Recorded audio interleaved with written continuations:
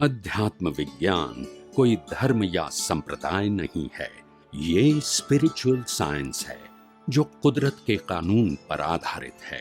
ये विज्ञान पूरे ब्रह्मांड के सभी रहस्यों को उजागर करता है और जीवन के सभी पहलुओं को समझने के लिए एक नई दृष्टि देता है। इसी को आर्ट ऑफ विजन कहते हैं, दुनिया को देखने की एक नई दृष्टि, जो अध्यात्म विज्ञानी परम पूज्य स्वामी श्री कमलेशानंद जी के निर्देशन में सनातन सत्य का अनुसंधान कर हमारे जीवन को प्रकाशित करे। जय सच्चिदानंद।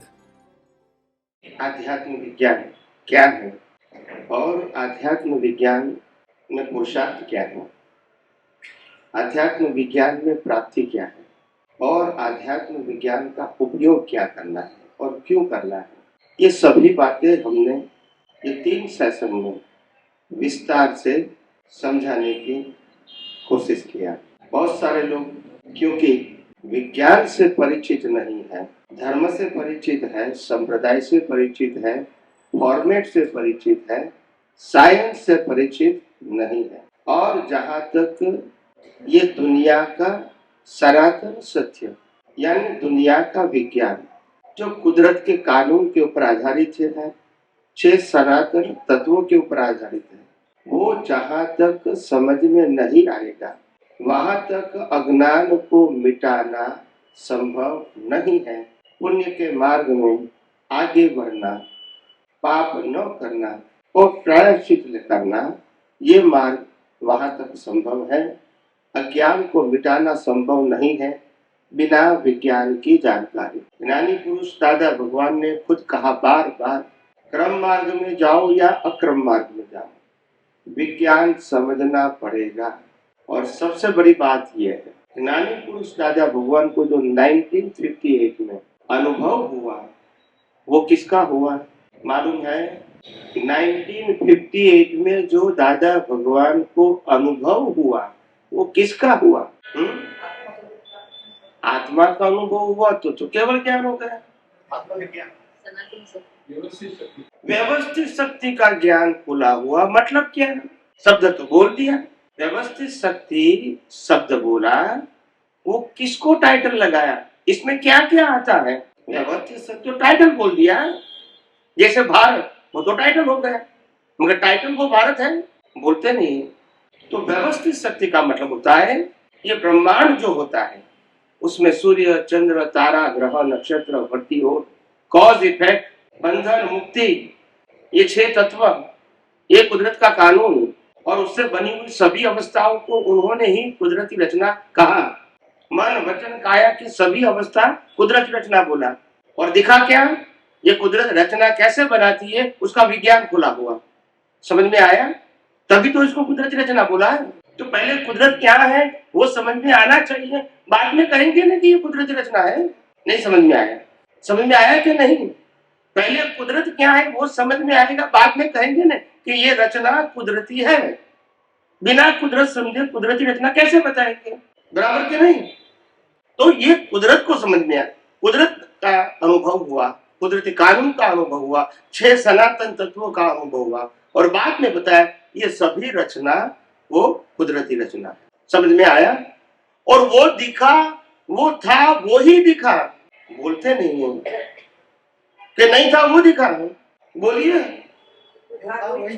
वही दिखा ने। तो जो था वो दिखा, तो जिसने दिखा उसका है, बोलते नहीं है। मेरे को केवल ज्ञान में जो दिखा वो मेरा है, मेरे पास देखने की दृष्टि आई या जो दिखा वो मेरा है, बोलते नहीं है। तो दृष्टि आई तो दृष्टि में दिखा, इसका मतलब ये हुआ था वो ही दिखा कि नहीं था वो दिखा।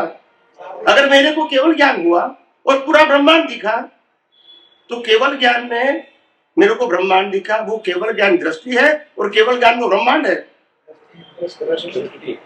समझ में आया? तो मेरे को ब्रह्मांड का रहस्य जानने की, अनुभव करने की दृष्टि मिलेगी, और मैं क्या कहूंगा ये तो मेरा ज्ञान है, बोलते नहीं है। ऐसा ही अभी तक सुना है ना और ऐसा ही समझा है ना, तो ज्ञान रामकृष्ण महावीर का हो सकता है कि जो ज्ञान है उसका अनुभव उनके पास आया। लोगों को तो व्यक्ति का ज्ञान चाहिए।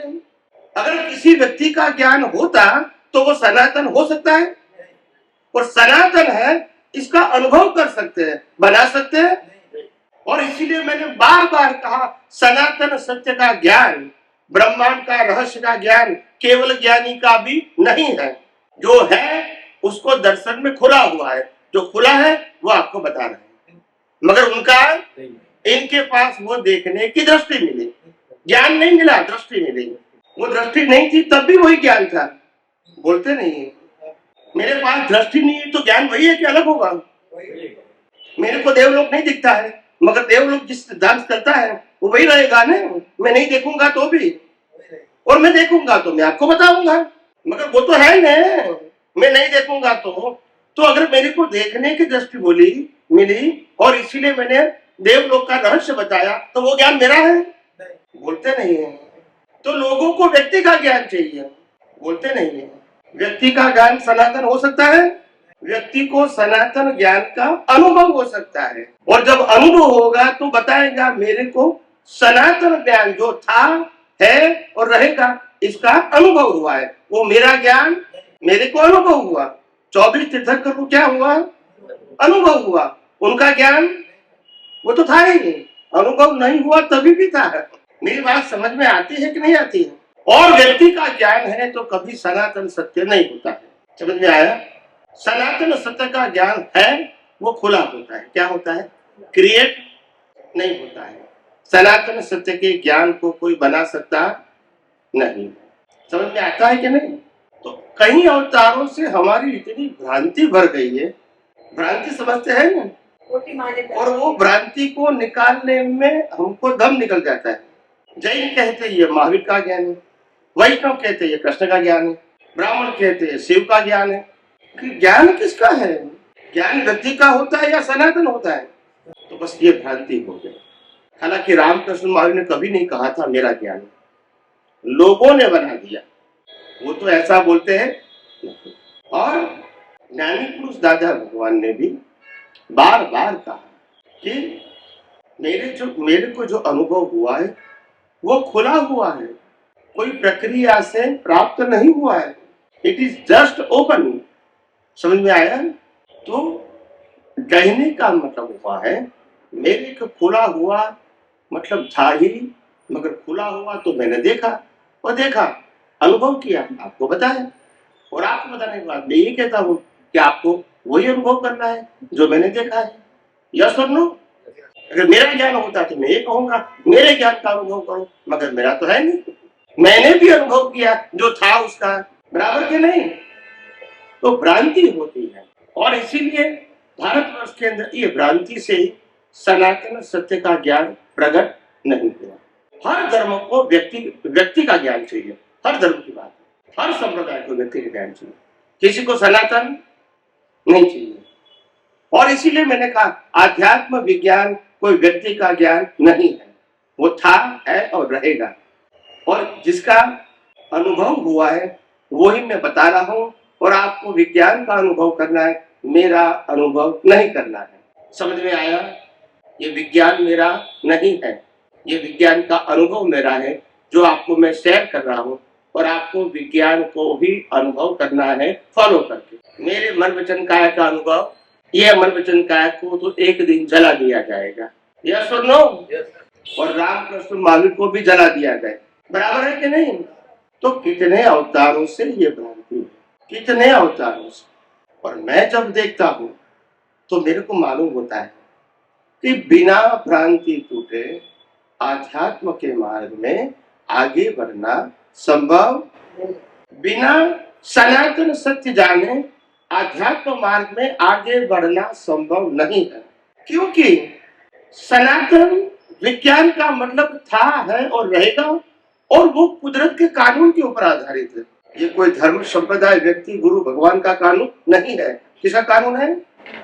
जिससे पूरा ब्रह्मांड ऑपरेट होता है, और वो ऑपरेट होता है उसको दादा भगवान ने नाम दिया साइंटिफिक सर्कमस्टेंशियल एविडेंस। समझ में आता है?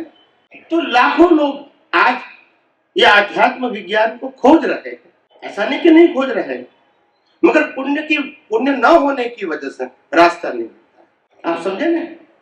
ये मत समझो कि सतयुग होता है तो विज्ञान आसानी से मिलता है, ये मत समझो। राम और कृष्ण भी ज्ञानी थे। राम तो वही अवतार में मोक्ष में गए और कृष्ण भगवान तीर्थंकर बन के जाने वाले हैं, जिसके निमित्त से गीता निकली। वो राम और कृष्ण को पूरी लाइफ में 5 व्यक्तियों के सामने भी प्रवचन नहीं किया, क्योंकि पहचानने वाले थे ही नहीं। सतयुग होते हुए भी, या सुनो, तो ये मत समझो कि सतयुग होता है तो सभी लोग आध्यात्म मार्ग को प्राप्त करते हैं, जानते हैं, समझते हैं। ये जरूरी लोगों में सतयुग का मतलब ह्यूमैनिटी हाई क्वालिटी की रहेगी। मानवता कैसे रहेगी? High quality. समझ में आया? Humanity the great quality. और इसीलिए लोगों को चिंता नहीं होती है, भय नहीं होता है। सत्य, अहिंसा, अचौर्य, अपरिग्रह, ब्रह्मचर्य का पालन स्वाभाविक करते हैं, कोई नियम से नहीं करते। घर में चीज ही नहीं होती है और चिंता भी नहीं है कल मिलेगा कि नहीं, और ज्यादा होता है तो पड़ोसी को बांट देते, क्योंकि स्टोरेज भी नहीं है और फ्रीज तो था ही नहीं। दूध दही मक्खन दे ही देना है, जितना खाना है वो खा सकते हैं, बाकी बांट देना है। और कोई रास्ता? गेहूं चावल सब था ऐसा ही, ऐसा स्टोरेज। तो उस समय खाने पीने की कोई चिंता नहीं थी और लोग मेहनत करते तो स्वस्थ थे, सभी काम चल चल के करते थे। समझ में आया? और ज्यादातर वो कुदरत के साथ जीते थे। किसके साथ? कुदरत के साथ। नदी में स्नान करना, नदी की पूजा करना, सूर्य को नमस्कार करना, चंद्र को देखकर रात को सो जाना पेड़ के नीचे, धरती माता को नमन करना, वनस्पति की पूजा करना, ये हमारी संस्कृति थी। पहाड़ को पिता मानना, ये हमारी संस्कृति थी। ये कोई नई बात? इनडायरेक्टली हम कुदरत की ही पूजा करते थे। समझ में आया कि नहीं? और आध्यात्म विज्ञान यही कहता है, पूरा ब्रह्मांड ही कुदरती रचना है और हमारा मन वचन काया भी कुदरती रचना है। समझ में आया? मैंने सिंपल भाषा में कहा था कि ये शरीर जो है, ये शरीर का क्रिएटर, ऑपरेटर, डिस्ट्रॉयर कुदरत है। कैसे? मैंने विस्तार से समझाया था कि ये शरीर जो है, इसके इंटरनल सिस्टम जो है, डिजाइन, वो हमारे सबकी एक है। यस और नो? तो एक क्यों है? अगर शरीर हमारा है तो फिर चॉइस हमारी होनी चाहिए ना, मगर शरीर हमारा है ही नहीं, कुदरत का है, तो डिजाइन भी किसकी रहेगी? तो हमारे सबकी डिजाइन क्या है? पूरे भारतवर्ष में कहो, पूरे विश्व में कहो, मनुष्य की डिजाइन एक ही रहेगी, क्योंकि कुदरत ने बनाई है। और इसीलिए कोई भी डॉक्टर कोई भी बॉडी को रिपेयर कर सकता है। या सुन लो, तो पहले डिजाइन कुदरत ने बनाई, फिर ये 5 महाभूतों का शरीर, पृथ्वी, जल, वायु, अग्नि और आकाश, ये भी किसका है? डिजाइन भी कुदरत की, शरीर भी कुदरत का है। अभी ये शरीर को 80 से 100 साल तक जिंदा रखना है, तो ये बॉडी को क्या चाहिए? हवा, पानी, खुराक। वो भी कौन देगा? इसका मैन्युफैक्चरिंग नहीं होगा। यस और नो? और इसके बाद हवा, पानी, खुराक लेके इसको डाइजेस्ट करके ब्लड में रूपांतरित करना और बॉडी के सभी पार्ट्स में उसको सप्लाई करना, ये भी कौन करेगा? बताइए। नहीं तो फिर शरीर में हम कहाँ है और हमारा कंट्रोल कहाँ है? बोलते नहीं है कोई जगह पे। हमारे पास श्वास लेने की भी फ्रीडम है, तो शरीर में तो कंट्रोल नहीं है। मगर ये शरीर का जन्म होता है तो माँ बाप सिलेक्ट करने की भी स्वतंत्रता नहीं है। बोलते नहीं है। भाई बहन सिलेक्ट नहीं कर सकते हैं, कुदरत जो देगा उसी को स्वीकार करना पड़ेगा, कर्म के बस। यस और नो? और जीवन में जो कुछ अच्छे बुरे संजोग आएंगे, जिसको हम सुख दुख की भुगतान कहेंगे, वो संजोग भी कौन बनाएगा? राम को वनवास किसने भेजा? अपनी मर्जी से गए। समझ में आया?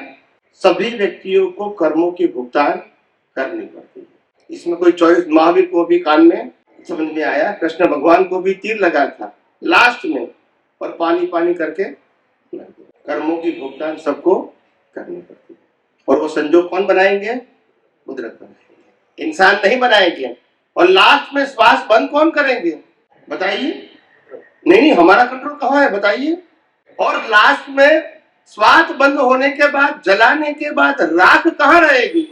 वो भी यहाँ रहेगी। नहीं तो तुम्हारा क्या है? बोलते नहीं, कुछ भी नहीं है, फिर भी कहता है मेरा है मेरा है। यह सुन लो, अगर शरीर तुम्हारा नहीं है तो सत्ता संपत्ति संबंध साधन तुम्हारा हो सकता है? यही तो भ्रांति है। फिर भी दुनिया चलती है भ्रांति से। भ्रांति से दुनिया चलती है ना? बताइए, यही तो अज्ञान है। और इसी को मिटाना, उसी को तो आध्यात्म कहते हैं। इसी को तो हम मिटाते नहीं है, पक्का करते हैं। बराबर है। एक महाशय ने प्रश्न किया था कि स्वामी जी, रामायण और महाभारत में अंतर क्या है? तो मैंने कहा बहुत अंतर नहीं है।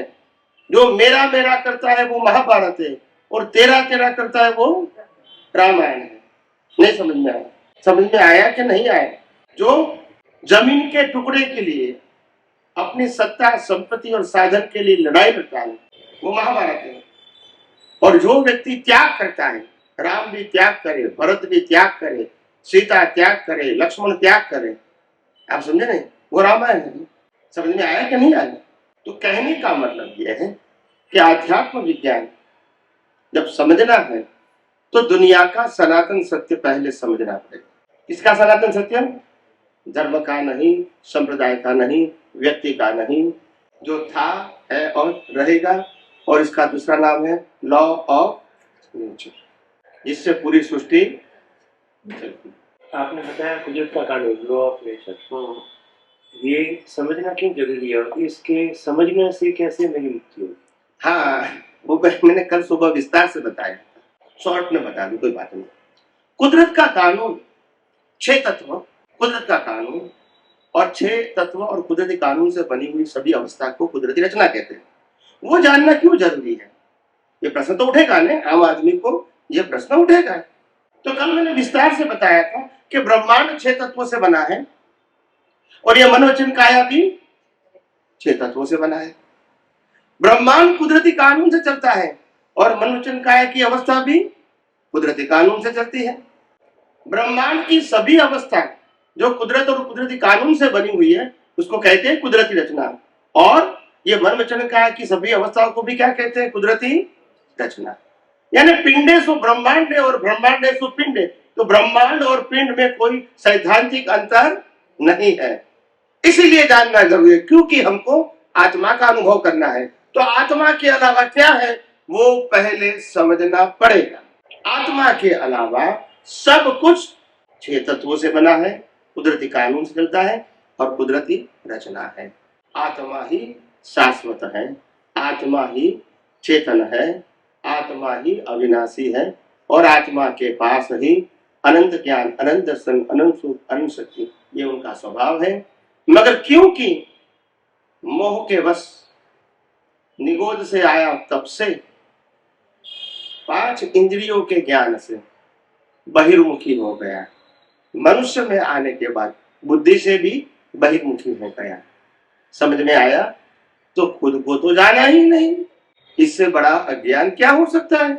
तो खुद को तब जानेगा जब खुद के अलावा सब कुछ क्या है, किसका है, कैसे चलेगा, ये जानेगा। तब मालूम होगा कि मेरा पार्ट क्या है और मेरा पार्ट क्या नहीं है।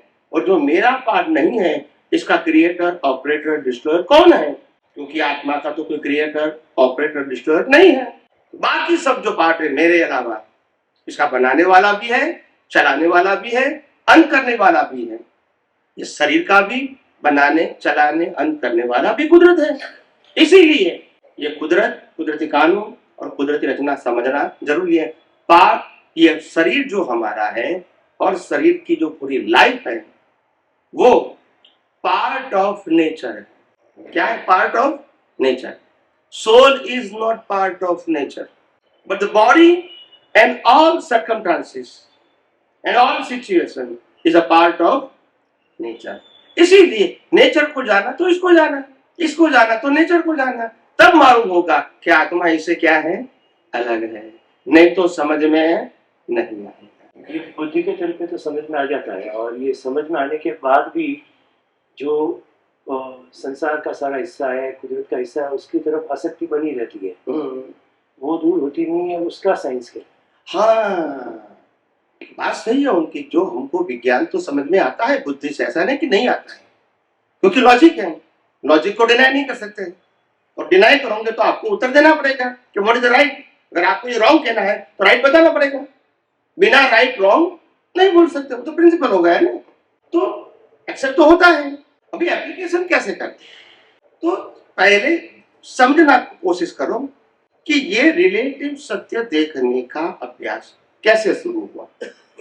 रिलेटिव जो दुनिया दिखता है ना, ये अवस्था है, और अवस्था का मतलब रिलेटिव, अवस्था का मतलब टेम्पररी, करेक्ट। जन्म से मौत तक मन वचन काया की अवस्था है, या ये सब दिखती है वो अवस्था है, सब टेम्पररी है। तो अवस्था को देखने का अभ्यास कब से शुरू हुआ, जीव को बताइए। मनुष्य के अंदर आने के बाद में तो दिखना शुरू। पहले भी एक इंद्रिय था, दो इंद्रिय था, तीन इंद्रिय था, तब वो देखा होगा, शायद कॉन्शियसली नोटिस नहीं किया। नोटिस नहीं किया है, मगर देखा तो सही। हाँ, देखा। एक इंद्रिय में एक इंद्रिय से देखा, दो इंद्रिय में दो इंद्रिय से देखा, तीन इंद्रिय में तीन इंद्रिय से देखा, चार इंद्रिय में चार इंद्रिय से देखा, पांच इंद्रिय में पांच इंद्रिय से देखा, देखा तो सही। और जो ग्रहण किया वो रिलेटिव सत्य ही था, सनातन से तो था नहीं। इसके बाद मनुष्य में आए तो पांच इंद्रिय मिली और फिर बुद्धि मिला। तो बुद्धि मिलने के बाद रिलेटिव से तो देखता है, मगर प्राप्त करने की इच्छा हुई, इसको कहते हैं वो एक इंद्रिय से 15 इंद्रिय में प्राप्त नहीं करना है, देखना है, जानना है, और संज्ञा से जीना है, आहार भय मैथुन निद्रा। यहाँ इतना ज्यादा चाहिए, वो सब देख।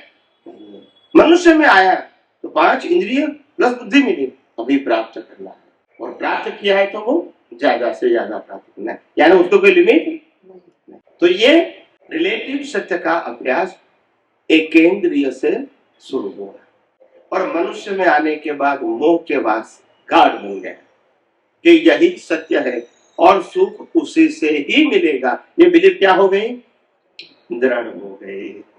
अभी ये बिलीफ को तोड़ना है, क्या करना है, इरेज करना है, डिस्ट्रॉय करना है, डिमोलिश करना है। कैसे करेंगे, इसीलिए मैंने कहा सरल रास्ता, सिंपल रास्ता, पांच इंद्रियों से जो अनुभव में आता है, पांच ज्ञानेंद्रियों से, चाहे शरीर की अवस्था है चाहे दुनिया की अवस्था है, ये सब कुदरती रचना ही है। और वो कुदरती रचना 6 तत्व और कुदरती कानून से बनी है। इनबिल्ट समझते हैं, कोई भी अवस्था में 6 तत्व और कुदरती कानून इनबिल्ट है, बिना विदाउट कुदरती कानून अवस्था बनती नहीं। तो ये कुदरती कानून, कुदरती रचना देखने का अभ्यास करना पड़ेगा सभी अवस्था को, चाहे मन की है, चाहे वाणी की है, चाहे एक्शन की, ये अभ्यास करना पड़ेगा, और पुराना अभ्यास तोड़ना पड़ेगा। तोड़ने का मतलब होता है जब आपके पास सम्यक ज्ञान, सम्यक दर्शन आ गया, तो मिथ्या ज्ञान, मिथ्या दर्शन तो निकलेगा, क्योंकि सत्ता में है वो, तो वो निकलेगा, आपके स्टॉक में है तो निकलेगा। जैसे निकले इसको इरेज कर दो विद द हेल्प ऑफ सम्यक ज्ञान एंड सम्यक दर्शन। सम्यक ज्ञान क्या है, I am a pure soul, I am a चेतन and I have all kind of infinite power, ये मेरा स्टेटस है, वो सम्यक ज्ञान है। सम्यक दर्शन क्या है, मेरे अलावा जो पूरा ब्रह्मांड दिखता है, शरीर और उसकी अवस्था भी दिखती है, वो कुदरत, कुदरती कानून और कुदरती रचना है। तो कुदरती रचना देखना, यही तो सनातन सत्य है, इसमें डिवीजन की जरूरत नहीं है। जन्म से मौत तक मन वचन काया की सभी अवस्था, और जन्म से मौत तक 5 इंद्रियों से दिखती हुई पूरा ब्रह्मांड सिर्फ कुदरती रचना ही है। और मैं शुद्धात्मा हूँ, मेरे प्रकाश में प्रतिष्ठित आत्मा इसको कुदरती रचना भी देखती है, या तो मालिकी भाव, कर्ता भाव या भोक्ता भाव से भी देख सकती है। प्रकाश तो मेरा ही है। अगर मिथ्या ज्ञान, मिथ्या दर्शन है तो वो कर्ता भाव भी करेंगे, मालिकी भाव भी करेंगे, भोक्ता भाव भी करेंगे और देहाध्यास भी करेंगे। और सम्यक ज्ञान सम्यक दर्शन होगा तो उसमें कर्ता भाव, मालिकी भाव, भोक्ता भाव, देहाध्यास नहीं रहेगा। तो प्रैक्टिस से ही परफेक्ट होगा, कोई चमत्कार काम में नहीं आएगा। प्रैक्टिस यानी क्या? यही प्रवचन सुनना नहीं, शास्त्र पढ़ना बिल्कुल नहीं, आंखें बंद करके इसी बात को रिपीट करना वो भी नहीं है।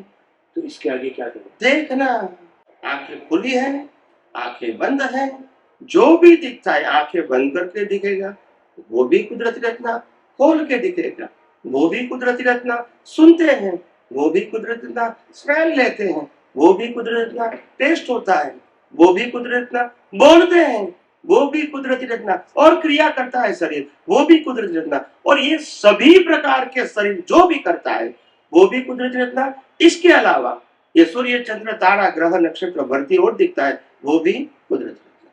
कुदरती रचना से बाहर कुछ है नहीं, हमको देखने का अभ्यास करना पड़ेगा। अभी तक हमने अवस्था का ही अभ्यास किया है, सनातन सत्य का अभ्यास नहीं किया है। अवस्था में डिवीजन है, सनातन सत्य में डिवीजन नहीं है। इसके लिए कोई इंसेंटिव ही नहीं है। रुचि तो ये कुदरती रचना के कर्ता भोक्ता बनने में ही रुचि लगती है, उसी में सुख बुद्धि बनी रहती है। आप जो कह रहे हो कि इसको देखते रहो और काइंड ऑफ अलग रह के देखते रहो, वो तो एक डिफिकल्ट पेनफुल प्रोसेस का हिस्सा लगता है। इतना आसान तो नहीं है जितना आप कह रहे हो। देखो, बात ये है कि आसान चीज हमको आसान इसीलिए नहीं लगती है। जो आसान नहीं है वो आसान इसीलिए लगता है क्योंकि अनंत अवतार का अभ्यास है। एक अननोन व्यक्ति के साथ शादी करके जीवन जीना वो हमको आसान लगता है, और खुद के आत्मा को लक्ष्य में रखना वो हमको डिफिकल्ट लगता है। यही तो कॉन्ट्राडिक्ट है। यस और नो? खुद के आत्मा को, जो खुद का है, लाखों अवतार से यही आत्मा है कि अलग अलग है, इसको लक्ष्य में रखना, लक्ष्य में, वो डिफिकल्ट लगता है। और जो शरीर हमारा नहीं है, संजोग हमारे नहीं है, संबंध हमारे नहीं है, इसको अपना मानना आसान लगता है। तो भ्रांति का ज्ञान आसान लगता है और सही ज्ञान डिफिकल्ट है। मतलब कमजोरी हमारी है। किसकी है? हमारी। हमने अपने जीवन में सनातन सत्य और रिलेटिव सत्य को डिवीजन नहीं बनाया। पहले दोनों में डिवीजन अपनी दृष्टि में होना चाहिए। जो रिलेटिव सत्य है वो कुदरत का था, है और रहेगा, और वो अवस्था के रूप में है। और सनातन सत्य है वो भी था, है और रहेगा, मगर वो परमानेंट के रूप में है। मगर हमको अभ्यास क्या है? रिलेटिव सत्य को ही सनातन सत्य मानने का अभ्यास है। और आपने एक बात अच्छी कही कि भाई हमको तो ये रिलेटिव सत्य में जो दिखता है उसमें ही सुख महसूस होता है, तो इसको छोड़ना आसान नहीं। बात सही है, क्योंकि इसी का हमको अभ्यास है और यही ज्ञान हमको समाज ने सिखाया है कई अवतारों से। एक अवतार की बात नहीं है। मगर कुदरत का कानून कहता है, लॉ ऑफ नेचर से, ये दुनिया में हमने सुख और दुख जैसी कोई चीज नहीं रखी। सुख दुख व्यक्ति की खुद की बिलीफ है, खुद की बनाई हुई। हाँ, कर्मों का भुगतान जरूर है, वो रामकृष्ण महावीर को भी था, मगर उसको टाइटल लगाना ये सुख है दुख है वो तो आपकी बिलीफ है। एक ही अवस्था को एक व्यक्ति सुख भी बोल सकती है, दुख भी बोल सकती है, एक ही अवस्था को। ऐसी लाखों अवस्था है।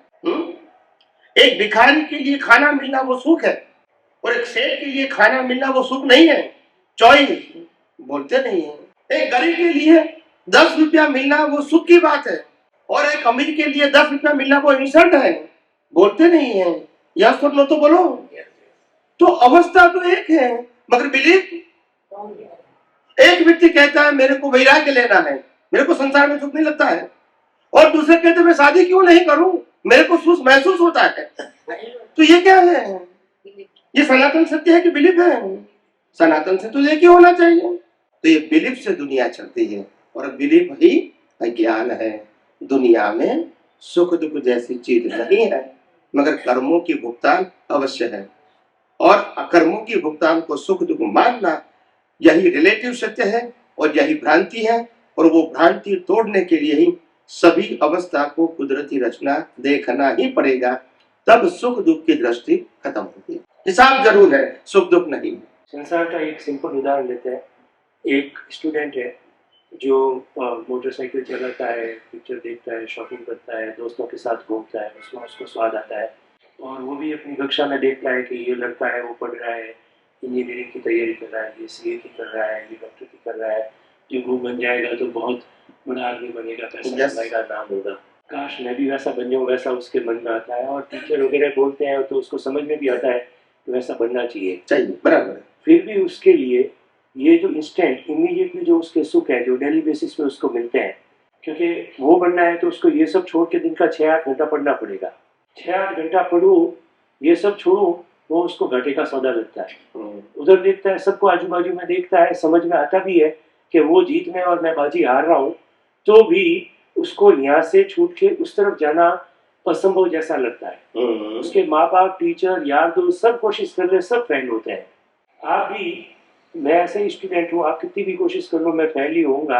अभी मेरे को ये सीए, इंजीनियर, डॉक्टर करना है, मेरे को उसका महत्व मालूम है, पर मेरे लिए यहाँ से उधर जाना आसान नहीं है। आप उसको मेरे लिए कैसे आसान कर पाएंगे, कैसे आसान कर देंगे? यस, नहीं बात अच्छी है आपकी कि मन वचन काया की जो ख्वाहिश होती है, अचीवमेंट ऑफ रिलेटिव ट्रूथ, सत्ता, संपत्ति, संबंध और साधन पाने की, वो होती है, हर व्यक्ति की होती है, और हर व्यक्ति पाते भी है। रामकृष्ण महावीर ने भी पाया था, ये कोई नई बात नहीं।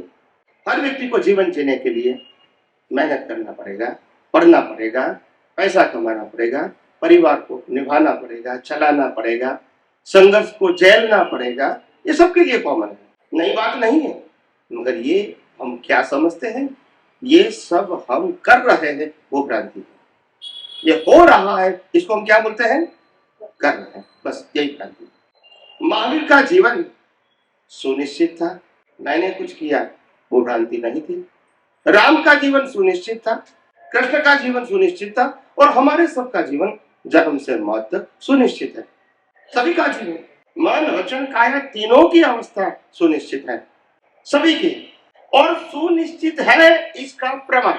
अगर जिसके पास फोरकास्ट करने का ज्ञान है, जिसको विद्या बोलता हूं मैं, जिसको भविष्य दिखता है किसी का, वो भी ज्ञान करता हूं, शास्त्र ज्ञान नहीं, नेचुरल गिफ्ट, वो देख के बताएगा कि आपके जीवन में ऐसा ऐसा होने वाला है और ये समय पे आप मरने वाले हैं। वो क्यों बता सकते हैं? निश्चित है, निश्चित है, किसी का भी इसमें एग्जाम्पल की जरूरत नहीं है, सबका है। अगर किसको नहीं बताया तो भी निश्चित है, बताया तो भी निश्चित है। इसीलिए कहा सबका निश्चित है, और निश्चित है उसको मैं कहूंगा मैं करता हूं, तो फिर वो तो भ्रांति है ही। इससे तो दुनिया चलती है, मेरे सोचने से मैंने प्रगति किया, मेरे बोलने से प्रगति हुई, मेरी क्रिया से, एक्शन से मेरी प्रगति हुई, दुनिया मानती है। यही तो भ्रांति है। हमारे पास सोचने की, बोलने की, एक्ट करने की फ्रीडम नहीं है। तभी तो लोग कहते हैं हम विचार नहीं करना चाहते, फिर भी आते हैं, हमको नहीं पसंद है फिर भी आते हैं, यह सुन लो। और अच्छे विचार करना चाहते हैं वो भी नहीं कर सकते हैं, और कभी नहीं बोलना चाहते वो निकल जाता है, और जो बोलना चाहते हैं वो बोल। और सभी को अनुभव है, हम अपने जीवन में जो कुछ भी करना चाहते थे वो नहीं हुआ, और नहीं करना चाहते थे वो करना पड़ा, ये भी सबको अनुभव है कि नहीं? अगर हमारे हाथ में कंट्रोल होता तो ऐसा क्यों? मैं सबकी बात करता हूँ, अगर हमारे हाथ में होता तो ऐसा क्यों? यानी मन वचन काया तीनों हमारे हाथ में नहीं। पूरा control and govern by the law of nature. पिछले अवतार का पूरा प्रोग्राम है कर्मों का, और ये बॉडी मन वचन काया वो प्लेयर है, और प्लेयर को प्रोग्राम के मुताबिक प्ले करना पड़ता है। प्लेयर के पास कोई फ्रीडम नहीं है, और मानना वो भ्रांति। बस मन अगर निश्चित है और मन में जो विचार आते हैं उन विचारों में कहीं पे भी ये विचार नहीं है कि मुझे इस संसार से छूटने का पुरुषार्थ करना चाहिए या मोक्ष का कुछ साधन करना चाहिए, तो उसको मैं चाह के भी कैसे लाऊं? मेरे मन में इच्छा ही पैदा नहीं होती है, तो उस इच्छा को इसीलिए पैदा कैसे करूं? इसीलिए कहा कि जो मन अभी आपका निकल रहा है वो मन लेकर आए, और निकल रहा है उसमें शायद नहीं भी होगे, मगर जो नया मन है, जिसको हम लाइव अंतस्करण कहते हैं, मन, बुद्धि, चित्त और अहंकार, जो पुरुषार्थ करने वाला है वो लाइव है, जो डिस्चार्ज है वो मैकेनिकल है। पिछले अवतार का लाइव, अभी क्या है? डिस्चार्ज। पिछले अवतार का चार्ज अंतस्करण, अभी का डिस्चार्ज। तो डिस्चार्ज में तो फ्रीडम किसी के पास नहीं है, मगर चार्ज के अंदर फ्रीडम है, वो चार्ज के अंदर फ्रीडम है। उसमें आप आपका ज्ञान दर्शन की प्रोसेस कर सकते हो। इसमें संसार के कर्म भी बांध सकते हो, मुक्ति के कर्म भी बांध सकते हो, मन वचन काया से जोड़ भी सकते हो, और मन वचन काया से मुक्त भी रह सकते हो। शरीर को भी अपना मान सकते हो, आत्मा को भी अपना मान, क्योंकि इसके पास फ्रीडम है। पुरुषार्थ करने वाले के पास, डिस्चार्ज वाले के पास फ्रीडम नहीं है। जो चार्ज किया है वही डिस्चार्ज होगा। तो हमको पहले दो बात समझनी पड़ेगी कि एक चार्ज वाला भाग क्या है और डिस्चार्ज वाला भाग क्या है। चार्ज वाला अंतस्करण है, वो डिसाइडेड है, और इसीलिए इसमें हम कुछ नहीं कर सकते हैं। अगर पुरुषार्थ करना है तो इससे हम मुक्त रह सकते हैं, as a observer. As a observer, समझ में आया?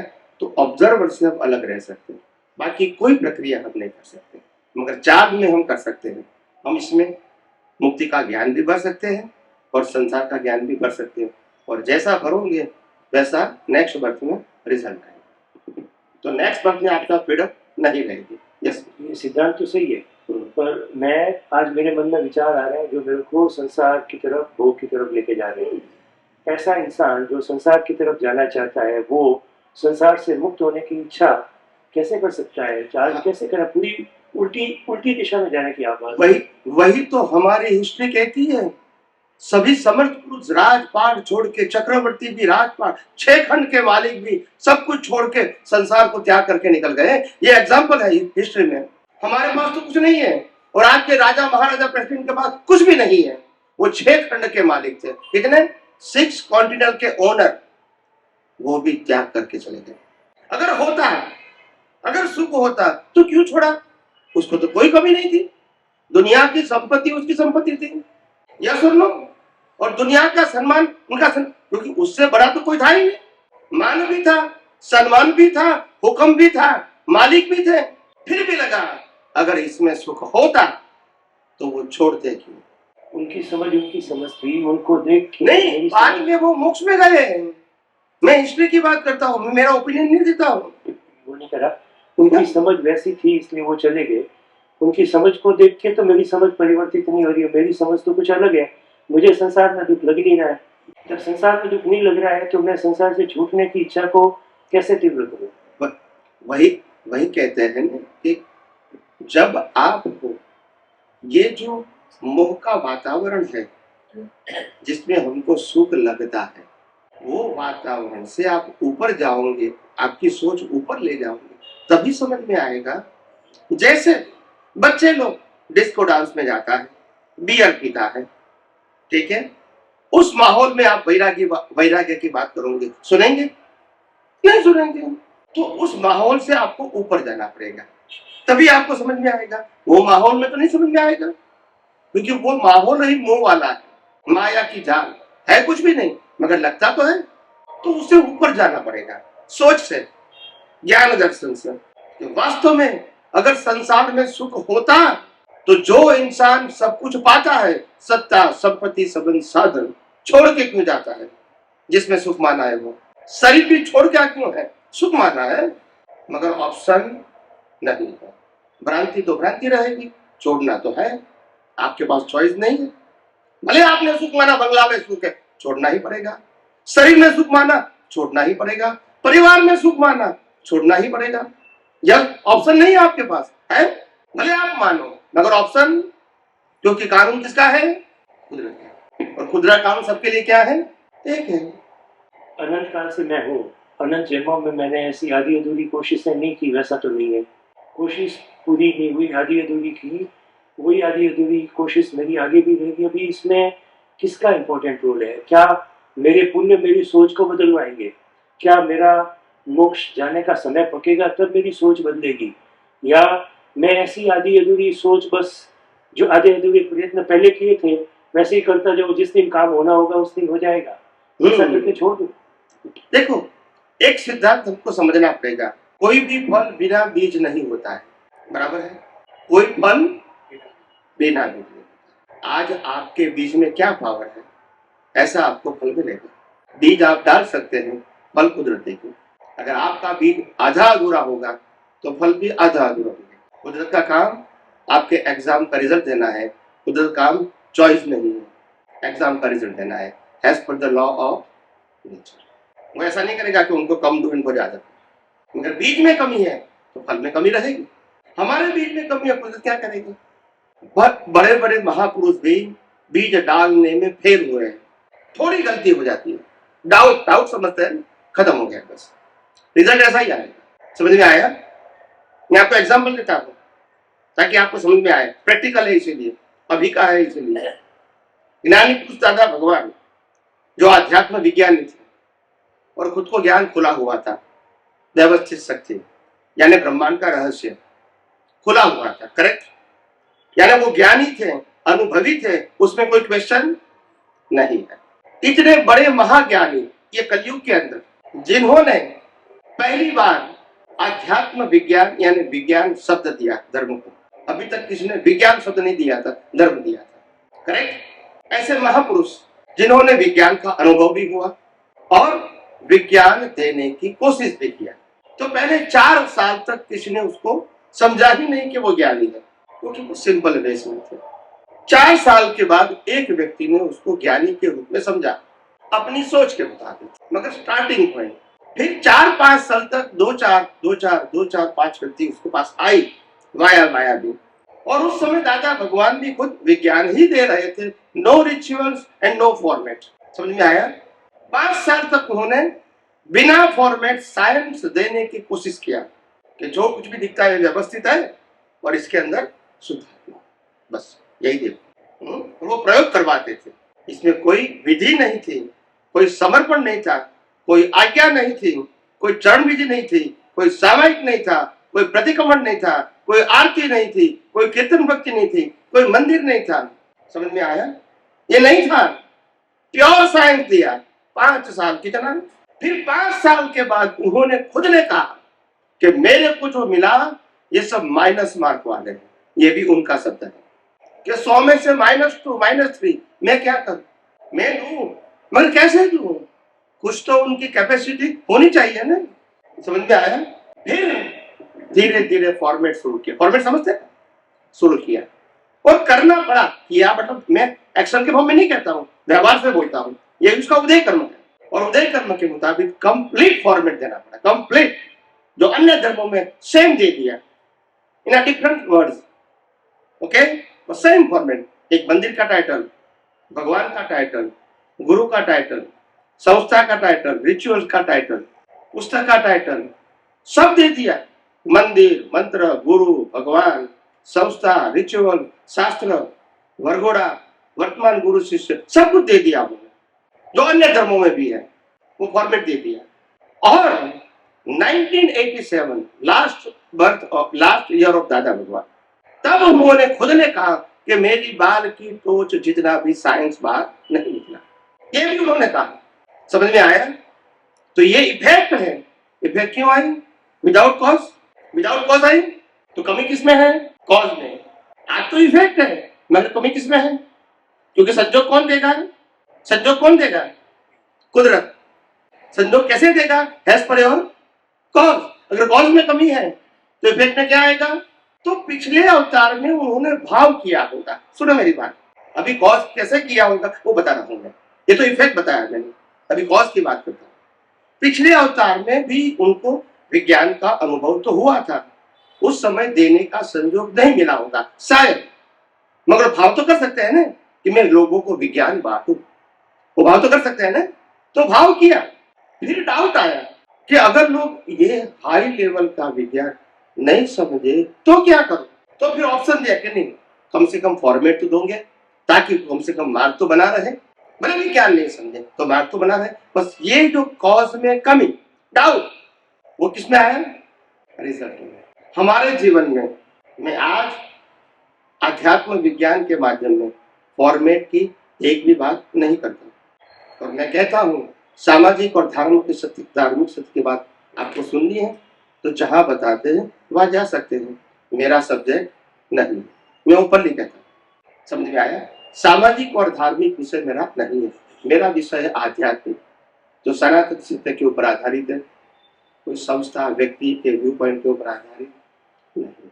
मेरे पास कोई रिलेटिव सत्य की बात नहीं, जो भी कहूंगा सनातन सत्य की बात करूंगा और वो कुदरती कानून के ऊपर आधारित है, मेरा तुम्हारा व्यू पॉइंट नहीं। तो ऐसा बीज डाला था तो ये संयोग आया, ऐसा नहीं कि आज का मेरा पुरुषार्थ है, बीज का क्या है फल। तो आज एक व्यक्ति क्या कर सकती है without institute, without temple, without finance support and without the person support, क्या कर सकते हैं ये आप देख सकते हैं। आज लाखों लोग सुनते हैं, मैं किसको पढ़ा नहीं करता हूँ, वो अपने आप सुनते हैं, क्योंकि उसको लगता है कि ये बात कुछ अलग है। क्या लगता है? अलग है। फिर उसमें डीप में जाता है, फिर लगता है उसमें। कल भी एक भाई आए थे पहली बार, आज शायद इसकी वजह से नहीं आए, ये आए अब, ये भी पहली बार आए। तो ऐसे हजारों लोग हैं जो पहली बार आते हैं, फर्स्ट टाइम मिलते हैं मेरे को और मिलके बताते हैं कि आपका विज्ञान क्या बताता है। तो मैंने तो कुछ दिया नहीं आपको, सिर्फ सुन के आए, क्योंकि पावर मेरे में नहीं है, विज्ञान में। और मैंने बार बार कहा है आपको विज्ञान समझना है, उपयोग करना है, अनुभव करना है और दूसरे को बांटना है। ये मेरा विज्ञान न था, न है और रहेगा। ये शरीर कल खत्म हो जाएगा, विज्ञान रहेगा। तो आपको विज्ञान को फॉलो करना है जो सनातन है, विज्ञान का अनुभव करना है और बांटना भी विज्ञान को। मेरे शरीर को, मेरे मन वचन काया को, सिर्फ मेरे शब्द को ही बांटना नहीं है, विज्ञान को बांटना है। शब्द कोई भी आगे पीछे हो, एग्जाम्पल कोई भी हो, सिद्धांत वही का वही रहना चाहिए। और 24 तीर्थंकरों ने एक ही सिद्धांत की बात किया था, मगर सबके भाषा, सबका एग्जाम्पल अलग अलग थे, सबकी रीत अलग अलग थी। एक दूसरे ने किसी की कॉपी नहीं किया, क्योंकि सबको इंडिविजुअल एक्सपीरियंस हुआ। यस और नो? एक ही अनुभव, एक ही हुआ, एक ही चीज का, मगर प्रेजेंट टेंस सबका क्या रहेगा? अलग अलग, एग्जाम्पल अलग अलग रहेगा, एक दूसरे की कॉपी नहीं। Yes please. मेरा सवाल कुछ अलग था। अनंत की यात्रा में महावीर का निर्वाण, महावीर की मुक्ति भी 2500 साल पहले हुई। 24 तीर्थंकरों ने अपना ज्ञान दिया, बहुत सारे गुरुओं ने दिया, आप भी दे रहे हो, आगे भी देने वाले होंगे। आपका भी अभी तक निर्वाण नहीं हुआ, मुक्ति नहीं हुई, मेरी भी मुक्ति नहीं हुई। तो ये सबूत है कि मेरे प्रयास आधे अधूरे ही हैं। मेरे प्रयास अगर पूरे हुए होते तो ऐसा बीज डल गया होता और उसका फल आ गया होता, मैं भी महावीर बन गया होता कभी का। मुझे ये नहीं लगता है कि मैं बहुत ही जल्दी आने वाले कुछ जन्मों में महावीर बनने वाला हूँ, मेरी मुक्ति होने वाली है। जो भी महावीर बना, जो भी मुक्त हुआ, उसने उसके 1, 2, 3 जन्मों पहले अपने पुरुषार्थ को शीर्ष स्तर पर लेके गए। कुछ तो उन्होंने जो अनंत कालों से, अनंत जन्मों में नहीं किया, उससे कुछ अलग, उससे कुछ अनूठा मुक्त होने के 2, 4, 5 जन्मों पहले किया होगा। मेरे आधे अधूरे एफर्ट, आधे अधूरे ही हमेशा रहते गए। अभी ये कब पूरे होंगे, कैसे पूरे होंगे, मैं उसमें क्या करूं, आपका उपदेश सुनने मात्र से वो पूरा हो जाएगा, ऐसा मानने का कोई कारण नहीं है। ऐसा उपदेश मैं पहली बार सुन रहा हूँ, ऐसी बात तो नहीं है। अनंत में बहुत बार सुना होगा, तो कुछ तो मेरे से कमी हो रही है और बार बार हो रही है। तो क्या ऐसा हो मेरे से कि जो भी आप कह रहे हो, जो भी ज्ञानी पुरुष कह रहे हैं, वो मेरे पर कार्यकारी हो और मेरा आधा अधूरा पुरुषार्थ वाकई बहुत जबरदस्त पुरुषार्थ में कन्वर्ट हो। सबसे पहली बात है, जब ज्ञान के ऊपर डेडिकेशन नहीं होता है, ज्ञान के ऊपर विश्वास नहीं होता है, तो अनुभूति नहीं होती। जैसे एग्जाम्पल, एक व्यक्ति को डॉक्टर बनना है, एक व्यक्ति को चार्टर्ड अकाउंट बनना है, एक व्यक्ति को लॉयर बनना है, या तो एक व्यक्ति को इंजीनियर बनना है। ये उनकी ख्वाहिश है। At the age of 5 years, कितने साल की? 5 साल की उम्र में उसकी ख्वाहिश है कि मेरे को डॉक्टर बनना है, मेरे को इंजीनियर बनना है, करेक्ट? फिर भी जाता है वो बाल मंदिर में। क्या बाल मंदिर में उसको ट्रस्ट है कि ये प्रोसेस से मैं डॉक्टर बनूंगा? हाँ या ना बोलिए। बाल मंदिर में डॉक्टर का ज्ञान पढ़ाया नहीं जाता है। बच्चे को ट्रस्ट है कि नहीं पढ़ना है, बाल मंदिर में पढ़ना है वो। अच्छा, पहली दौड़ में जाएंगे, बाद में बनना क्या है? डॉक्टर। डॉक्टर का कुछ भी पढ़ाते नहीं है फर्स्ट स्टैंडर्ड में, ट्रस्ट है कि नहीं बच्चे को? बोलते नहीं, हाँ या ना। फिर 5वीं में जाता है, डॉक्टर बनना है, कोई भी डॉक्टर का पढ़ाते नहीं है, ट्रस्ट है कि नहीं कि डॉक्टर बनूंगा, बोलते नहीं है, और एक दिन बनता है बिकॉज ऑफ ट्रस्ट। तो प्रोसेस में ट्रस्ट होना चाहिए। प्रोसेस ही नहीं कहता है कि आप हो जाओगे, मगर ये प्रोसेस पास करनी पड़ेगी। और अगर लटक जाओगे तो नहीं बनोगे। जहां से आपका ट्रस्ट टूट गया आप फंस गए। ऐसे आध्यात्म की प्रोसेस होती है अज्ञान मिटाने की। या क्रियाकांड की तो बात नहीं है कोई। अज्ञान नहीं मिटेगा और संशय होगा, कैसे कैसे मिटेगा, बस आप स्टॉप हो गए, आपकी जर्नी वहां खत्म हो गई। प्रश्न ये नहीं कि हिमालय कितना ऊंचा है, प्रश्न ये नहीं कि हिमालय के कितने स्टेप है। मान लो कि 10 लाख स्टेप हिमालय के हैं एग्जाम्पल, और मैं तलेटी पे खड़ा हूं और मेरे को विश्वास है कि मेरे को टॉप पे पहुंचना है, ठीक है। और कई लोग मेरे को भरमाते हैं कि 10 लाख कब चढ़ोगे, छोड़ दो ये साहस, ठीक है। आप ऊपर जाके क्या पाओगे वो तो जाएगा उसी को मालूम होगा ना, नीचे वाले को कैसे मालूम होगा। नीचे वाला तो ये बताएगा ना कि वहां जाके क्या पाओगे, यहीं बराबर हो, कहेगा कि नहीं कहेगा। दूसरा कहेगा भाई मैं भी जाके आया, 20% 25% गया, वापिस आ गया बिकॉज ऑफ द एनवायरमेंट। तीसरा गया नहीं, मैं 50% गया, वापिस आ गया, कोई फेल हो गया, मरने का डर हुआ मेरे को, वातावरण। एक कहता मैं तो 70% गया, वहां से वापिस आया। दूसरा कहता मैं 90% तक जा किया, इतना तूफान आया, मेरे को लगा मरना, अभी जीना मुश्किल है, बचना मुश्किल है, मैं वहां से वापिस आ गया। इसीलिए ये हमारे सबका अनुभव है, आप जाओ नहीं। ये कहेंगे लोग, कहेंगे कि नहीं कहेंगे। और वो जो बताते वो अपने खुद का अनुभव बताते, वो गलत तो नहीं बताते हैं ना। मगर मेरे को जाना है तो मेरे को निश्चय करना पड़ेगा, और निश्चय ही सफलता दिलाते हैं।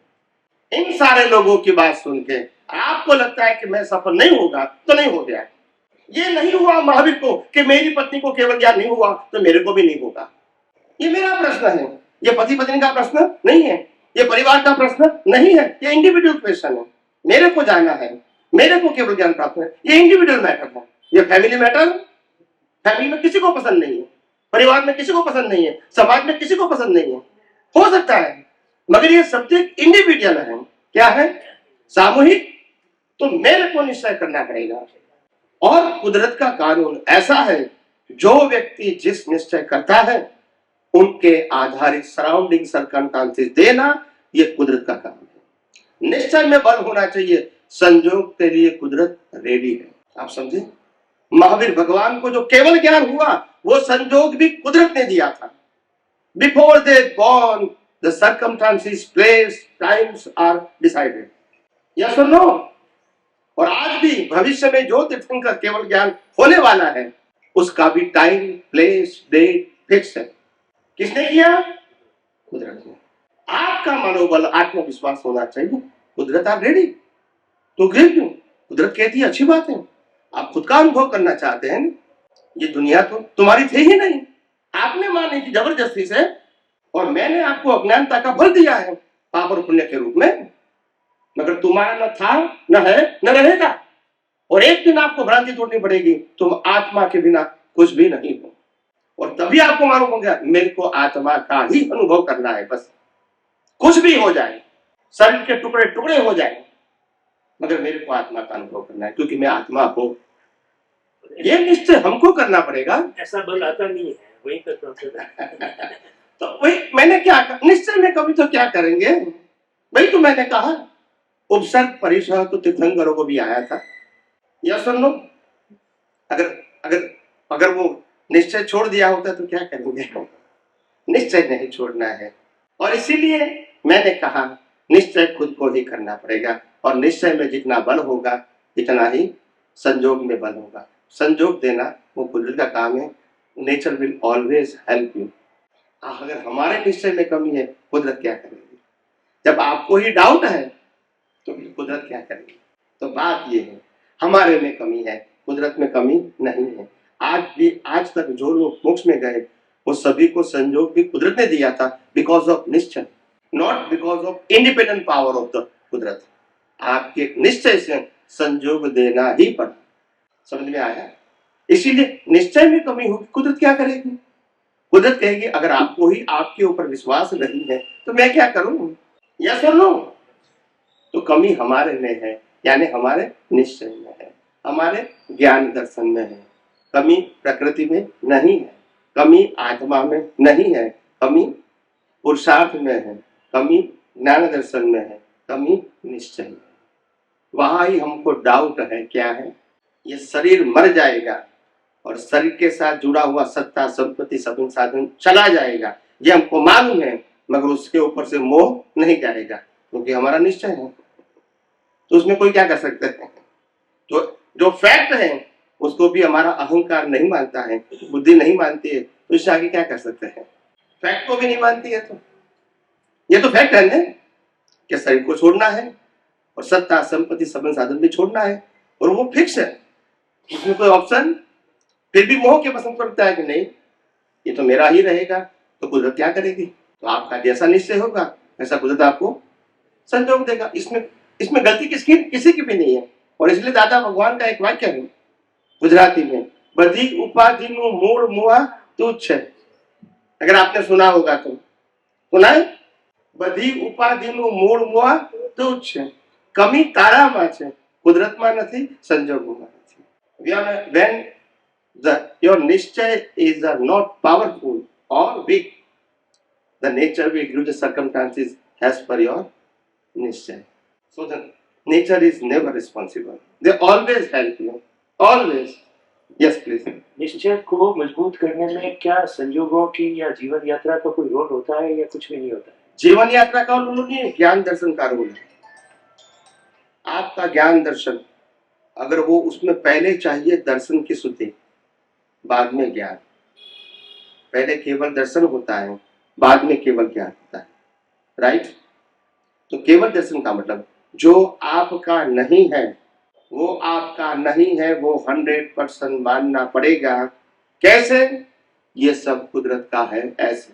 और आपका नहीं है वो भी आपका मानते रहोगे, मोह के वश, अज्ञानता के वश, अजागृति के वश, तो फिर वो ही मिथ्या दर्शन कहेंगे। और वो ही दर्शन से जो कॉज बनेगा, जन्म मरण के चक्कर चालू रहेंगे। इसमें कुदरत क्या करे? जब मिस्टेक ही हमारी है तो फल तो वो तो मिस्टेक के मुताबिक देता है।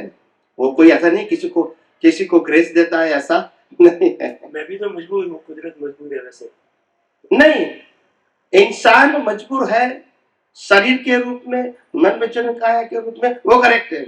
इंसान मजबूर नहीं होता है निश्चय के रूप में, क्योंकि अनंत शक्ति वाला आत्मा अंदर बैठा है। कमी आप में है कि आप रिलेटिव सत्य को बल देते हैं या सनातन सत्य को। दोनों आपके सामने है। एक तरफ अनंत शक्ति वाला आत्मा है और एक तरफ विनाशी शरीर और विनाशी अवस्था है। दोनों आपके सामने हैं। Choose anyone. अगर आपको विनाशी अवस्थाओं में इंटरेस्ट है तो वही भाव करोगे और वही कुदरत। दोनों आपके सामने है। आपका निश्चय ही आपका बल है और आपका निश्चय ही कुदरत आपको संजोग में कन्वर्ट करता है। अगर निश्चय में कमी है कुदरत कुछ नहीं करती। हमारे शास्त्रों में ऐसा उदाहरण दिया गया है। मैं आचार्य भगवान का नाम तो भूल गया, शायद किसी को याद है। 500 साधुओं को पिला था, 500। खंदक मुनि आचार्य भगवंत थे। यह हिस्टोरिकल प्रूफ बताता हूँ मैं अपना व्यू पॉइंट नहीं बताता हूँ। खंदक मुनि थे, उस समय के जो राजा थे वो उसके ऊपर क्रोधायमान हो गए और उन्होंने आचार्य भगवान की जो स्थिरता थी इसको तोड़ने के लिए आत्मा के ऊपर पूरी श्रद्धा, मैं अजर अमर अविनाशी, मैं केवल शुद्ध आत्मा हूँ, ये आस्था को तोड़ने के लिए, आस्था को डिगाने के लिए उनके 500 युवा साधु को पील दिया। पीला समझते हैं? उनकी आंखों के सामने सभी का मोक्ष हुआ, इनको भी केवल ज्ञान हुआ, मोक्ष में गए। Historical proof. कितना निश्चय बताइए। समझ में? मैं निश्चय की बात करता हूँ, मैं एक्शन की बात, ये एक्शन से मैं निश्चय की बात करना चाहता हूँ, क्योंकि एग्जाम्पल तो फिजिकली देना पड़ेगा ना। इनके पीछे इसका निश्चय है। तो कोई भी व्यक्ति सरेंडर हो जाएगा, नहीं नहीं नहीं कोने में नहीं मारो। समझ में आया कि नहीं? मोह नहीं था और शिष्य को भी राग नहीं था गुरु का, और गुरु को भी शिष्य का राग नहीं था। सभी आत्मार्थी थे और सभी को केवल ज्ञान हुआ और सभी मोक्ष में गए। ये इतिहास कहता है। इंपॉर्टेंट क्या है? निश्चय, एक्शन नहीं है, संजोग नहीं है, निश्चय। केवल ज्ञान क्या हुआ? निश्चय। क्यों पीना पड़ा? उदय कर्म। केवल ज्ञान क्यों हुआ? निश्चय। इसमें संजोग से मतलब नहीं है। भरत चक्रवर्ती को स्नान करते करते केवल ज्ञान हुआ था, हिस्टोरिकल प्रूफ। समझ में आया? तो इसलिए ऐसा नहीं कि केवल ज्ञान होने के लिए कोई खास अवस्था चाहिए। आपका निश्चय है तो उसका ड्यू डेट के मुताबिक केवल ज्ञान खुला हो जाएगा। इनकी अवस्था कोई भी क्यों ना हो, कोई फर्क नहीं रहेगा। शादी के मंडप में भी केवल ज्ञान हुआ है और नटका नाच करते करते भी केवल ज्ञान हुआ है। इसलिए केवल ज्ञान को अवस्था के साथ मत जोड़ो, निश्चय के साथ जोड़ो। अगर अवस्था के साथ मापोगे आप फेल हो जाओगे। ऐसा करेंगे तो ही ऐसा होगा, ऐसा सिर्फ निश्चय। तो सही निश्चय और दृढ़ निश्चय किस तरह किया जाता है? सही निश्चय और दृढ़ निश्चय किस तरह किया जाता है? सही निश्चय ये है कि ये ब्रह्मांड के अंदर मैं जो चेतन हूँ, मैं अविनाशी हूँ और मैं अनंत शक्ति वाला हूँ। इससे ज्यादा शक्ति ब्रह्मांड में किसी के पास नहीं है। समझे? मैं आत्मा की बात करता हूँ। एक आत्मा और दूसरा आत्मा के पास इक्वल पावर है, मगर आत्मा के अलावा ब्रह्मांड की जितनी शक्तियां हैं उसके पास लिमिटेड पावर है। समझ में आता है? कुदरत के पास इतिहास में ऐसा कहते हैं 82 लाख विद्या है। कितनी? 82 lakhs। और वो विद्या तीर्थंकरों को बाय गिफ्ट होती है, फिर भी एक विद्या का यूज नहीं करते। समझ में आया? वो विद्या की भी कोई कीमत नहीं है हमारे निश्चय के आगे। समझ में आया? अगर लालचू है तो फिर फंसोगे, तो फिर गिरोगे। निश्चय में कमी है, मन वचन काया में कमी हो ही नहीं सकती। वो तो मैकेनिकल है, वो तो प्लेयर है। प्लेयर क्या मिस्टेक करेगा? समझ में आया? मन वचन काया में गलती करने की फ्रीडम नहीं है। That's it. मन वचन काया वो प्लेयर है, वो पिछले अवतार के प्रोग्राम से चलता है। जो कमी है हमारे निश्चय और गलती निकालते इसकी। समझ में आया? किसी के मन वचन काया की गलती नहीं हो सकती। निश्चय कौन करता है? निश्चय अहंकार करता है। अहंकार के बिना कौन करेगा? मैं शरीर हूँ, वो भी कौन कहता है? अहंकार करता है। तो मैं आत्मा हूँ, वो कौन बनेगा? मैं आत्मा हूँ आज वो कौन मानता है? अहंकार ही बनता है। तो अहंकार ही तो है। तो निश्चय तो अहंकार करेगा ना। आप समझे ना? निश्चय का मतलब होता है आत्मविश्वास। और एक दिन क्या हो जाएगा? वो अवस्था बन जाएगी। जब आपके निश्चय में कमी है, अवस्था कैसे बनेगी? बात ये नहीं है कि दुनिया कितनी डिफिकल्ट है, बात ये नहीं करोड़ों लोगों को कैसे समझाया जाता है, बात ये नहीं है कि सभी की सोच अलग अलग है, धर्म, संप्रदाय, गुरु, भगवान, प्रांत अलग अलग है। वो इंपॉर्टेंट बात नहीं है। अगर आपने निश्चय किया कि मैं ब्रह्मांड के सभी लोगों को एक करना चाहता हूँ और सच्चे और ईमानदारी से, तो आपको चक्रवर्ती पद मिलेगा और पूरा ब्रह्मांड आपके कब्जे में आएगा। You understand my point? निश्चय की बात है। यह स्थूल देखोगे कुछ नहीं होगा, ये फिजिकल बात नहीं है। आपके निश्चय में ताकत है, संजोग कुदरत देगा। जब आपको आपके ऊपर भरोसा नहीं है तो क्या होगा? कुछ नहीं होगा। आपको ही भरोसा नहीं है तो अनंत शक्ति वाले आत्मा की हाजिरी में आप निश्चय करते हैं। समझ में आया? तो कमी निश्चय में है। निश्चय को बुद्धि की जरूरत है। निश्चय को बुद्धि की जरूरत प्राइमरी समझने के लिए है। प्राइमरी समझते हैं ना, लॉजिकल समझने के लिए, बाद में जरूरी नहीं है। कोई भी चीज समझने के लिए जरूरी है ना।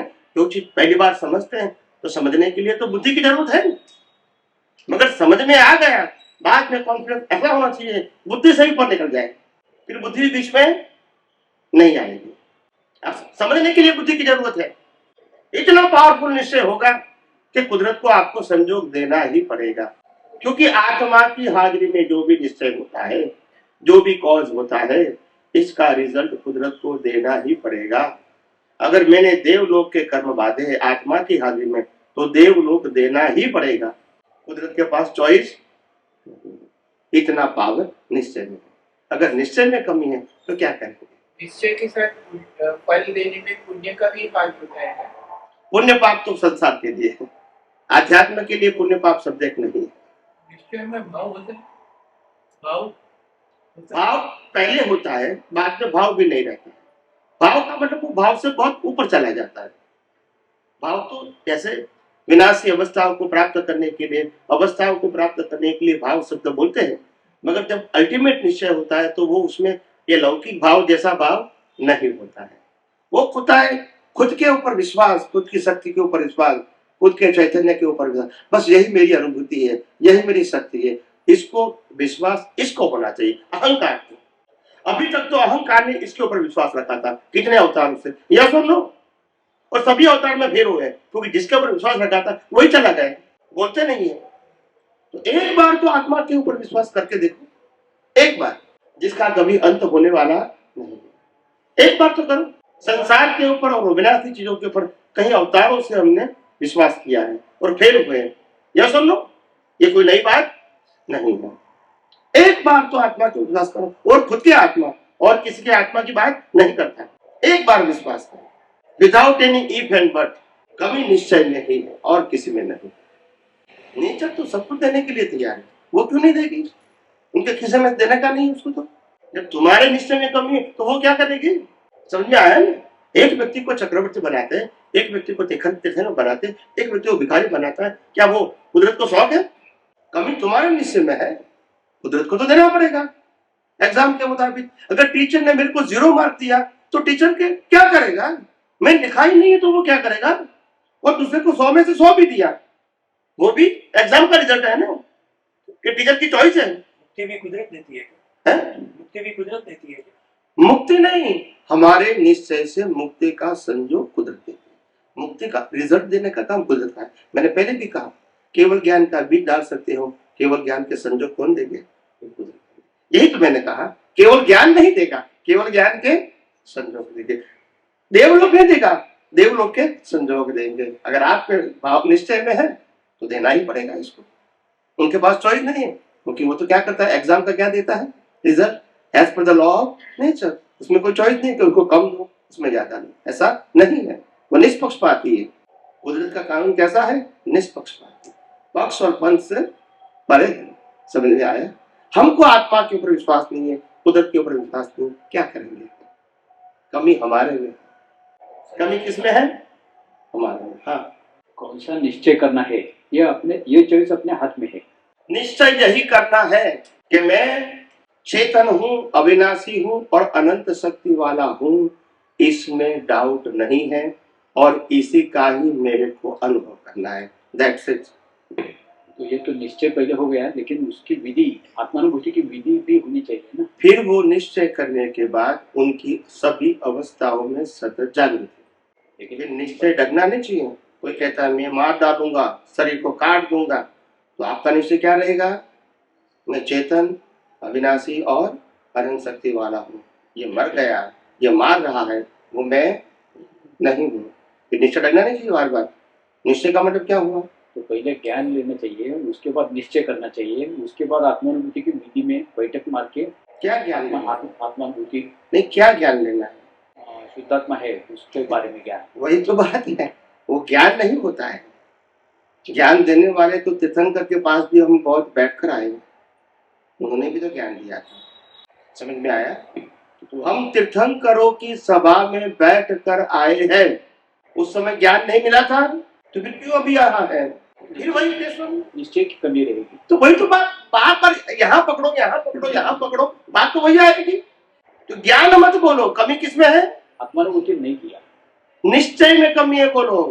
खाली निश्चय करके। देखो आप क्या कहते हैं, मेरे को वाइफ नहीं मिला, क्यों नहीं मिला? क्योंकि आपका कर्म नहीं है। हाँ के ना? हाँ के ना? हाँ। मेरे को चार्टर्ड अकाउंट बना, मैं नहीं बना, आपका कर्म फल नहीं था। तो कमी किसमें थी?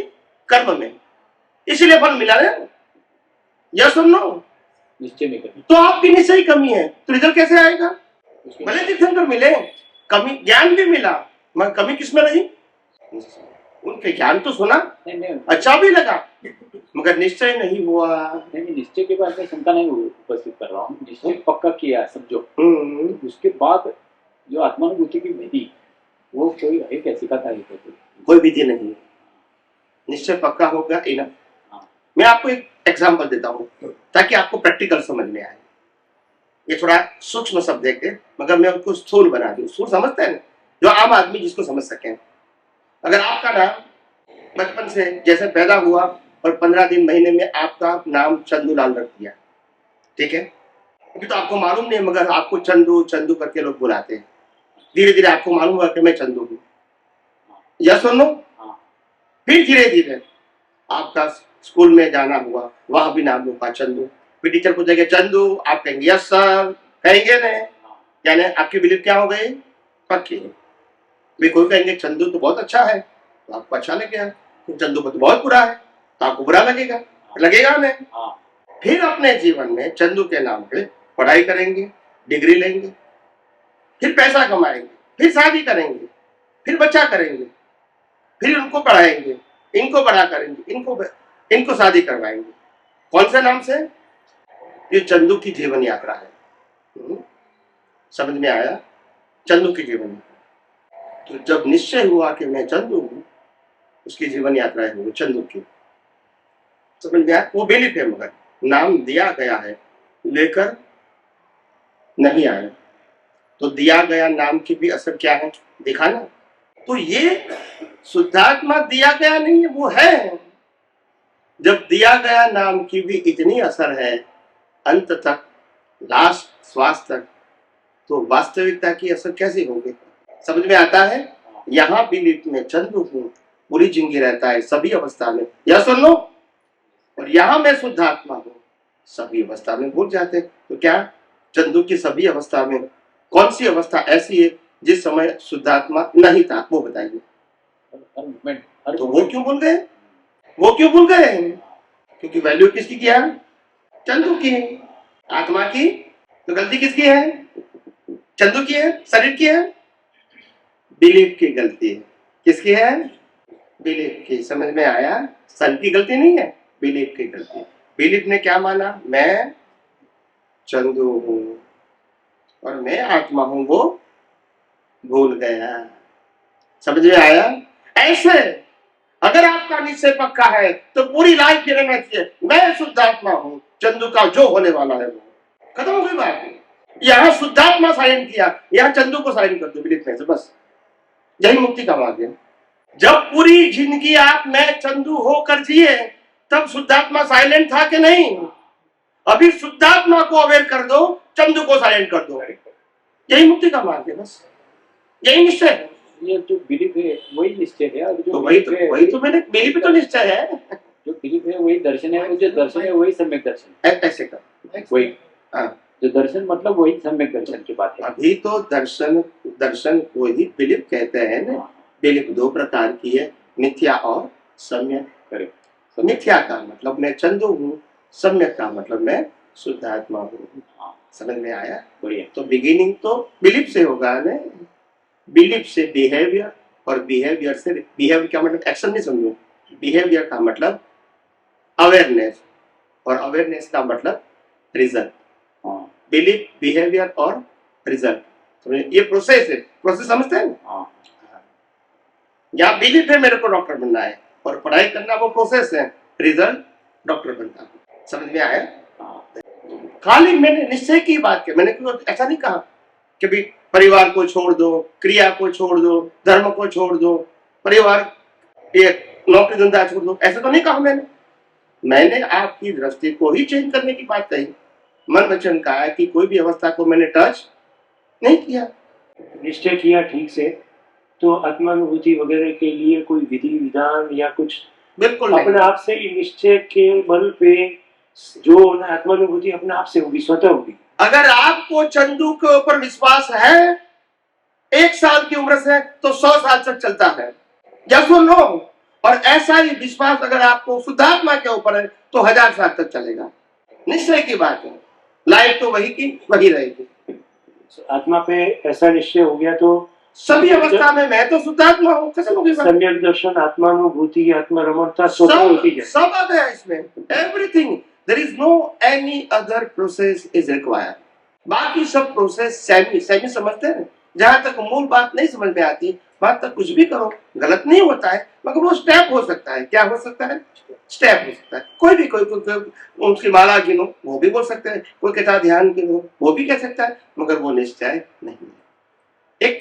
एक स्मॉल मैकेनिकल प्रोसेस है जिसका बेनिफिट जरूर मिलेगा, मगर ये अल्टीमेट तो है निश्चय। और इसीलिए दादा भगवान ने भी कहा, मैं निश्चय निर्णय से केवल शुद्धात्मा हूं। उसके लिए क्या कहा?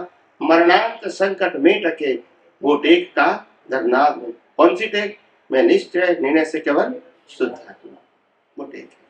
बाकी मनोरंजन का की अवस्था जो भी वो तो कुदरती रचना है, इसमें तो हम कुछ कर भी नहीं सकते हैं। नहीं, मेरा मतलब मेडिटेशन का टेक्निक के बारे में मेरा क्वेश्चन था। मेडिटेशन हाँ, मेडिटेशन निश्चय के बाद आने वाला मेडिटेशन आप जो विधान वगैरह बताए ना, वो समझ गया। मेडिटेशन आप किसको कहते हो? आप जिसको कहते बताइए। आप इससे अननोन तो है नहीं।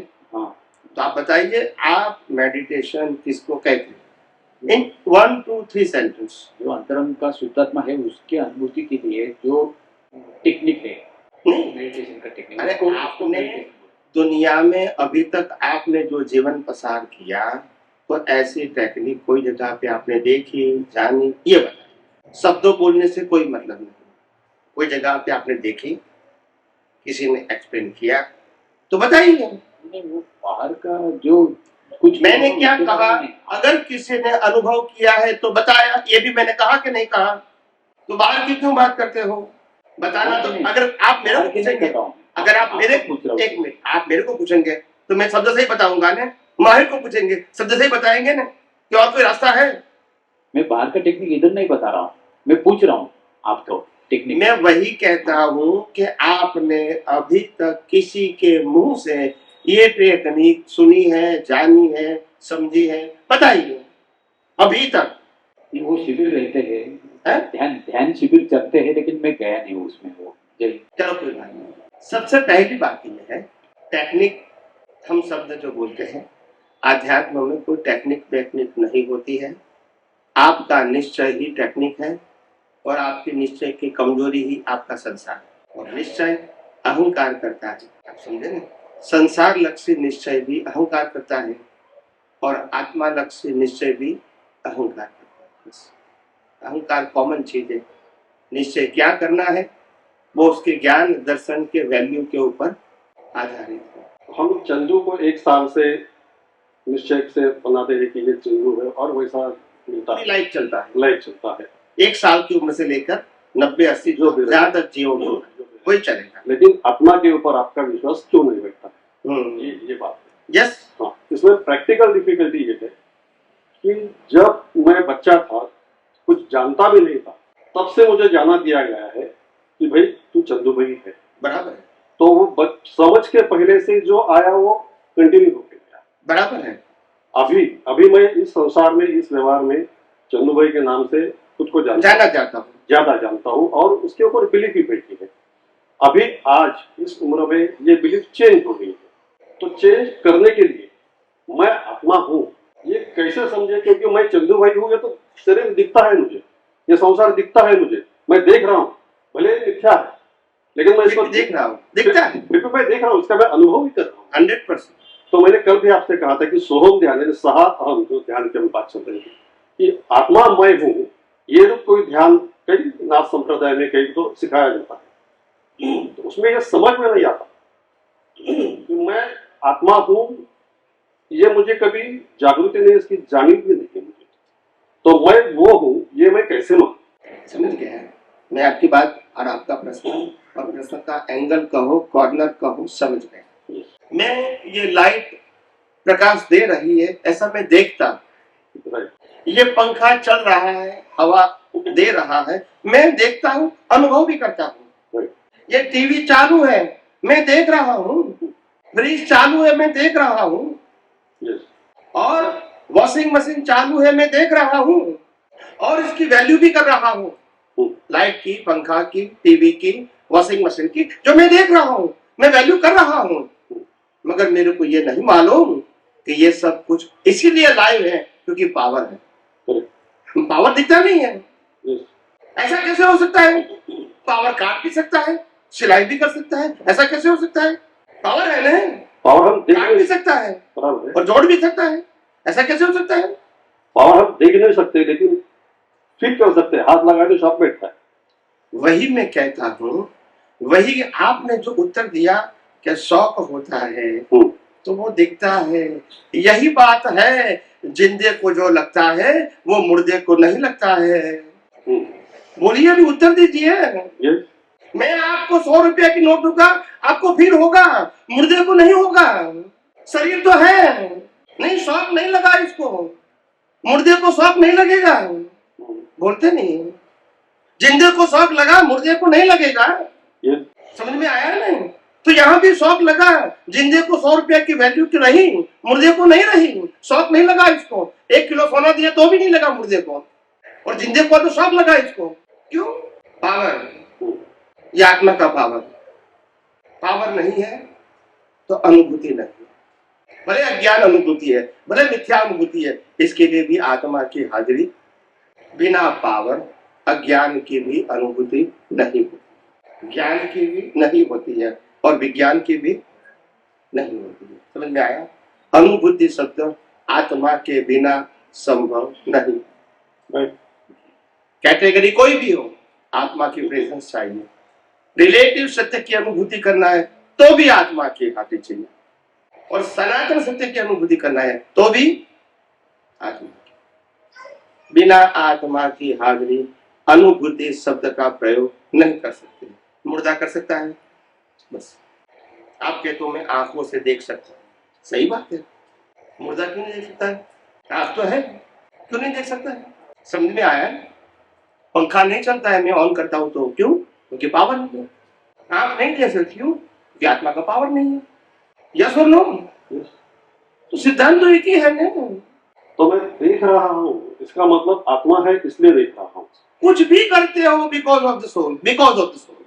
विदाउट सोल आप कुछ भी नहीं कर सकते। आप माने शरीर, आप सोच लो, सोच के बताओ, मेरे को तकलीफ नहीं है कोई। तो ये सेंस इनडायरेक्ट सेंस होता है, ऐसा कहना है कि मैं देख रहा हूँ इसलिए आत्मा है।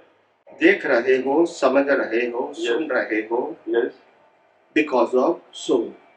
ये निकल जाने के बाद ये इंद्रिया कुछ काम नहीं कर सकती। आप अज्ञान को भी फील कर सकते, ये मेरी वाइफ है वो भी फील कर सकते हो, because of soul.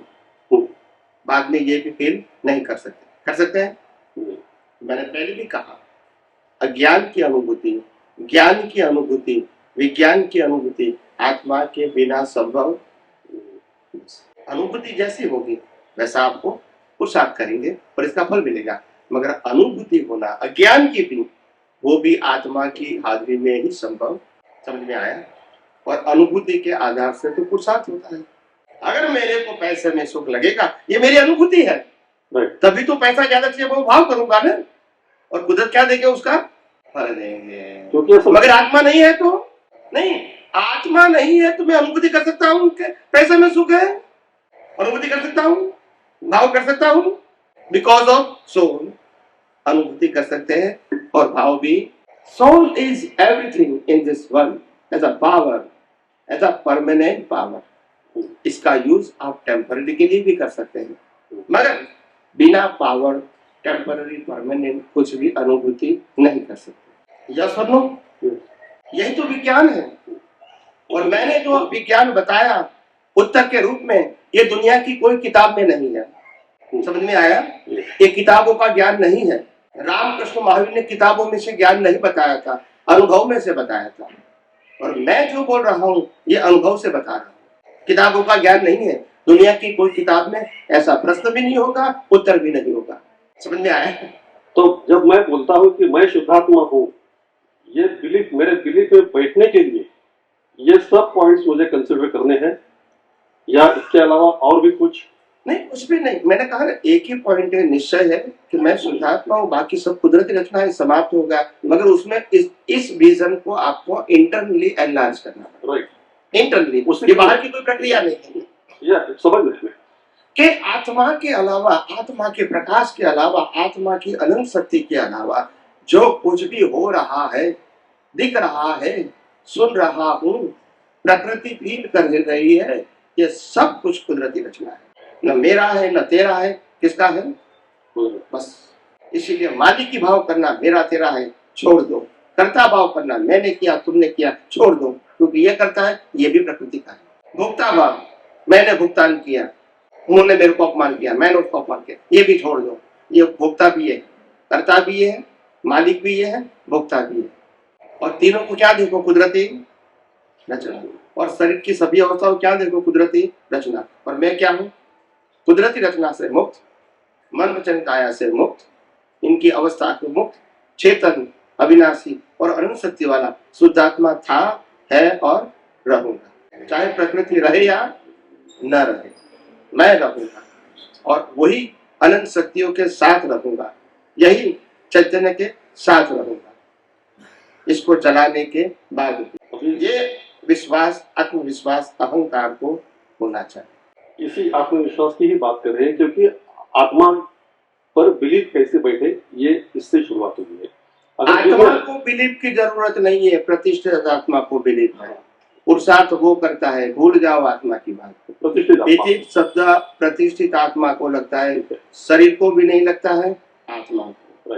In between दादा भगवान ने क्या कहा, सामीप्य भाव से प्रकृति का एक भी गुण मेरे में नहीं है, मेरा एक भी गुण प्रकृति में नहीं, गुणे करके दोनों सर्वथा भिन्न है। सामीप्य भाव से भ्रांति होती है, बस वो प्रतिष्ठित आत्मा। तो वो भ्रांति तोड़ना है, उसे बिलीव की मैं बात करूँ, वही प्रतिष्ठित भ्रांति ही बिलीव है। अभी प्रतिष्ठित आत्मा को आत्मा की तरफ लेना है। अब यस यस, तो प्रतिष्ठित प्रकृति की तरफ था, आत्मा की तरफ। प्रतिष्ठित आत्मा ही मूल आत्मा, उसका आवरण जब जाएगा तब वो आत्मा की तरफ, आत्मा में दोनों एक ही हो जाएगी। यस, आत्मा विदाउट आवरण है और प्रतिष्ठित आत्मा के ऊपर जो सारी आवरण है वो मुझे निकलवानी है। देखो, अभी इसके एक महाशय ने मेरे को पूछा था कि आवरण का मतलब क्या है। आप कहते हैं आवरण है, कर्म फल अलग चीज है, आवरण चीज है। ओके, आवरण दर्शन के रूप में, ज्ञान दर्शन के रूप में होता है और फल फिजिकल फॉर्म में होता है। दोनों सब्जेक्ट क्या है, अलग है, पहले क्लियर कर दो। ओके, आवरण इज अ कर्टेन, कर्म इज अ सफरिंग। मन वचन काय का सफरिंग को आवरण नहीं कहते, कॉज एंड इफेक्ट कहते। एंड आवरण इज अ ज्ञान दर्शन, मिथ्या ज्ञान, मिथ्या दर्शन, मोहनीय कर्म जो कई अवतारों से क्यूमुलेट है, समझ में आया, वो आवरण है। और नाम कर्म, गोत्र कर्म, वेदनीय कर्म, आयुष्य कर्म वो इफेक्ट है। तो ये दोनों चीज क्या है, अलग है। तो पहले कंफ्यूजन में से निकाल दो, कर्म फल अलग है और आवरण अलग है। ठीक है, आवरण वो आपकी बिलीफ है। यस, आपकी बिलीफ है, इंडिविजुअल। यस यस, आपने कहा है मेरी वाइफ है, बस आपका आवरण है। समझ में आ गया? यस। तो व्यवहार से गलत नहीं है, आपके दर्शन में वो आवरण नहीं होना चाहिए। आपके दर्शन में होना चाहिए मैं शुद्ध आत्मा हूँ, और ये बिलीफ जिसकी है और जिसके लिए बिलीफ है, ये दोनों कुदरती रचना है। वो आपका आवरण नहीं है, इसका तो रहेगा मगर वो डिस्चार्ज है। आपका आवरण तब रहेगा, प्रकृति कहेगी मेरी वाइफ है और प्रतिष्ठित आत्मा कहेगा हाँ मेरी वाइफ है, तो आवरण। समझ में आया? ज्ञान दर्शन में आवरण नहीं होने चाहिए। उदय में आवरण नहीं कहते हैं, रिजल्ट कहते हैं। तो व्यवहार से बोलूंगी ये मेरी वाइफ है, वो आवरण नहीं है। प्रतिष्ठित आत्मा मानता है वो आवरण है, बोलता है वो उदय कर्म है, व्यवहार करता है वो उदय कर्म है, विचार करता है वो उदय कर्म है, मगर बिलीफ है, लाइव बिलीफ, वो आवरण है। समझ में आया? तो आवरण का मतलब होता है create the curtain by yourself with your ignorance. अज्ञान के साथ आपने कर्टेन खड़ा किया, फिर वही दिखेगा। तो ये आपने खड़ा किया है तो वही दिखेगा ना आपको। प्रश्न ये नहीं कि वाइफ है कि नहीं, प्रश्न ये है कि वाइफ शरीर की है और मैं शरीर नहीं, मैं शुद्धात्मा हूँ। तो मेरी वाइफ है, ये बिलीफ दर्शन में नहीं होना चाहिए, मगर उदय में भी वो बिलीफ है, दर्शन में भी वही है, बस वो अज्ञान है, इसी से कर्म बनेंगे। समझ में आया? तो ज्ञान दर्शन वो पुरुषार्थ है, मन वचन काया वो परिणाम है। लाइन ऑफ रिमार्क समझ में आ गया? तो ज्ञान दर्शन वो लाइव प्रतिष्ठित आत्मा का सब्जेक्ट है और मन वचन काया वो डिस्चार्ज का सब्जेक्ट है, वो कुदरत का सब्जेक्ट है। हमारा सब्जेक्ट आज नहीं है। जब कॉज डाला था तब हमारा सब्जेक्ट था, रिजल्ट में किसका सब्जेक्ट है? कुदरत का। तो फिर आज हमारा सब्जेक्ट क्या रहेगा? फिर ज्ञान दर्शन, रिजल्ट नहीं। समझ में आया? तो दोनों क्लियर कर दो पहले। बोलिए। अभी हमारी बात चल रही है कि मैंने आत्मा देखा नहीं, पहचाना नहीं, इसलिए मेरी बिलीफ उसके ऊपर नहीं बैठी। अभी जो बातें हमारी हुई कि ये जो सब इंद्रिय जो भी है वो कार्य कर रहे हैं, तो आत्मा है, आत्मा की उपस्थिति है, इसलिए वो कार्य कर रहे हैं। बराबर है। फिर अभी ये विज्ञान है, इसको गणित भी कह सकते हैं, जो भी कहो कोई बात नहीं। तो गणित के लिए दो बाजू हमेशा होती है। एक बाजू जो अभी 4+2 ये एक बाजू हो गई इक्वल टू 6, वस्तु जो बोलते हैं तो वो सब संसार बोलते हैं, यानी मैं फील कर रहा हूँ, मैं देख रहा हूँ, कुछ भी कर रहा हूँ, उसका आंसर आगे आता है। वो इसलिए आता है कि दैट आंसर मीन्स मैं, क्योंकि ये ताला बोलते हैं जिसको, क्योंकि ये है इसलिए ये है। आत्मा नहीं है तो लाइफ ही नहीं। वही गणित की बात कर रहा हूँ कि ये है इसलिए ये है, मगर आत्मा की लाइफ नहीं। मैं रिपीट करता हूँ, आत्मा है इसीलिए लाइफ है, मगर लाइफ आत्मा का नहीं है। फॉर एग्जाम्पल दूं? जरूर नहीं, क्योंकि लाइफ जो है ये रिलेटिव का लाइफ है, ये लाइफ रिलेटिव का लाइफ है। जो भी 70-80 साल जो भी रहेगा, और आत्मा तो परमानेंट। पावर है इसीलिए पंखा चलता है, करेक्ट। पंखा है इसीलिए पावर नहीं है। बराबर, ऐसे है, आत्मा है तो संसार है, संसार है तो आत्मा नहीं है। बराबर, या संसार चलाने वाला आत्मा नहीं है, उनकी हाजिरी से चलता है। सूर्य है तो दुनिया चलती है, सूर्य दुनिया चलाता नहीं है, मगर उसके बिना चलेगा भी। सूर्य को कैटालिस्ट कहेंगे, ऐसे आत्मा को भी क्या कहेंगे? कैटालिस्ट। कैटालिस्ट समझते हैं? वो करते नहीं है, मगर उनकी हाजिरी के बिना होता भी नहीं है। अभी समझ में आया? तो ये इसीलिए उसके वैल्यू कैटालिस्ट। सूर्य कुछ भी नहीं करता है, उसके बिना दुनिया चलेगी भी? चलेगी नहीं। ऐसे आत्मा कुछ भी नहीं करता है, मगर उसके बिना कॉज बनना, इफेक्ट होना, रीबर्थ होना पॉसिबल। तो ये समझना है कैटालिस्ट। हम कैटालिस्ट को भूल गए और अवस्था को अपना स्वरूप मान बैठे। यही भ्रांति, और भ्रांति कई अवतारों से है और चलती रहती है, चलती रहेगी, वहां से घूमते रहेंगे। एक दिन तो तोड़ना ही पड़ेगा अपने आप को अनुभव करने का। अभी आत्मा के ऊपर बिलीफ बैठे, आत्मा की एक क्वालिटी बताई जाती है कि आत्मा स्व पर प्रकाशित है, वो स्व को भी वो प्रकाशित करता है। यस, ये थोड़ा समझाइएगा। ये ट्यूबलाइट स्व पर प्रकाश है या स्वर्ण? उसको पावर दिया तो प्रकाश। मैंने सिंपल प्रश्न पूछा, ट्यूबलाइट स्व पर प्रकाशक है या नहीं? हो सकती है, मैं बता नहीं सकता इसको, क्योंकि वो ये बाकी चीजें भी दिखाती है। सिंपल क्वेश्चन पूछता हो, तुम इतने डर के क्यों जवाब देते हो? ट्यूबलाइट खुद प्रकाशित है? ट्यूबलाइट प्रकाशित है? नहीं है। पावर दी है उसको तो प्रकाश हुआ। अरे मैं सिंपल क्वेश्चन कहता हूँ, तुम इसको क्यों ट्विस्ट करते हो? ये ट्यूबलाइट है, चालू है, ठीक है, वो प्रकाशित है, अभी है, अभी है, और वो कमरे को भी प्रकाशित करती है, तो स्व पर प्रकाशित हुई। इतना समझने में क्यों इतना देर लगता है? मैंने कोई टेढ़ी मेढ़ी बात तो नहीं कही। अगर बल्ब, अब एक कमरे में बल्ब है तो बल्ब प्रकाशित है, और कमरा भी, तो कमरा प्रकाशित है, वो क्या है? पर प्रकाशित। और बल्ब प्रकाशित है, वो स्व प्रकाशित, स्व पर प्रकाशित। यस और नो? ऐसे आत्मा क्या है? खुद भी प्रकाशित है और सभी अवस्थाओं को क्या करता है? प्रकाशित करता है। इसको कैसे देखना, कैसे जानना, वो प्रतिष्ठित आत्मा का ज्ञान दर्शन का विषय है। समझ में आया? That's it. तो करेक्शन कहाँ करना है? यस, प्रकाश में नहीं। प्रकाश तो हमेशा न्यूट्रल ही है। इसका उपयोग क्या है?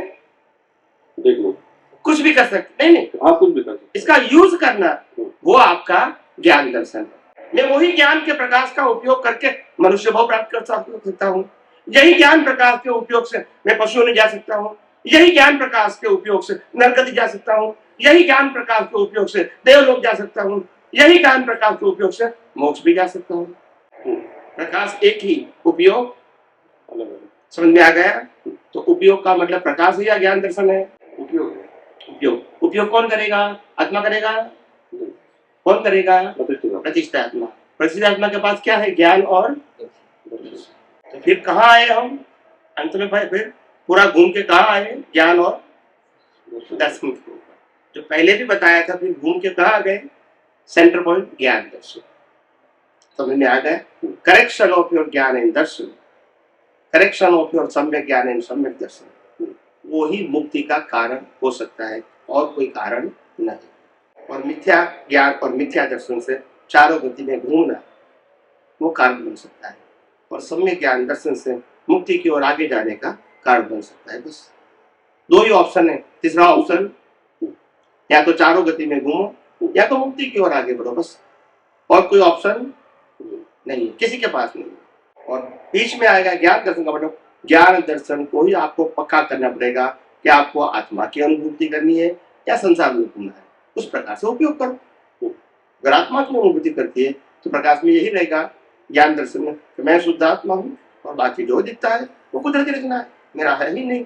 तो राजवश करना, मालिकी भाव करना, कर्ता भाव भोक्ता करना, भोक्ता भाव करना, जन्म जीवन मृत्यु मेरा है बोलना, सब भ्रांति है। बचपन युवानी बुढ़ापा मेरा है ये बोलना भ्रांति है, क्योंकि मैं मन वचन काया से मुक्त चेतन अविनाशी और अनुशक्ति वाला शुद्धात्मा ही हूँ। ओनली समझते हैं, दैट्स इट, नथिंग एल्स। तो बाकी सब किसका है? बाकी सब किसका है? कुदरती रचना है। तो कुदरती रचना है, वो कुदरती को देखना है दर्शन के रूप में और खुद में रहना है। ज्ञान के बिना दर्शन तो होता नहीं है, मगर दर्शन में मिथ्या होने के कारण हम भटके। समझ में आया? गलती यहां हो गई। जो फल स्वरूप शरीर और संयोग मिला, इसमें हमने ज्ञान दर्शन समा लिया। हालांकि ज्ञान आत्मा था और दर्शन ब्रह्मांड की अवस्था थी, वो भी निर्मोही अवस्था, वितराग अवस्था। समझ में आया? मगर वो नहीं रही, राग केस वाले बन गए, तो कर्म बनते रहे और जन्म मरण। प्रकाश तो वही का वही है। लाखों अवतार में आत्मा का प्रकाश तो वितराग ही था। इसका यूज गलत है। क्या है? यूज गलत है। समझ में आया? प्रकाश तो वितराग है। प्रकाश में राग द्वेष, ये लाइट में राग द्वेष हो सकता है? ये लाइट में राग द्वेष हो सकता है? नहीं। मतलब लाइट के प्रकाश में आप राग द्वेष कर सकते हैं, यस और नो? यस। इसलिए आत्मा के प्रकाश में राग द्वेष नहीं है, मगर आत्मा के प्रकाश में पुरुषार्थ करना वाला प्रतिष्ठित आत्मा राग द्वेष कर सकता है।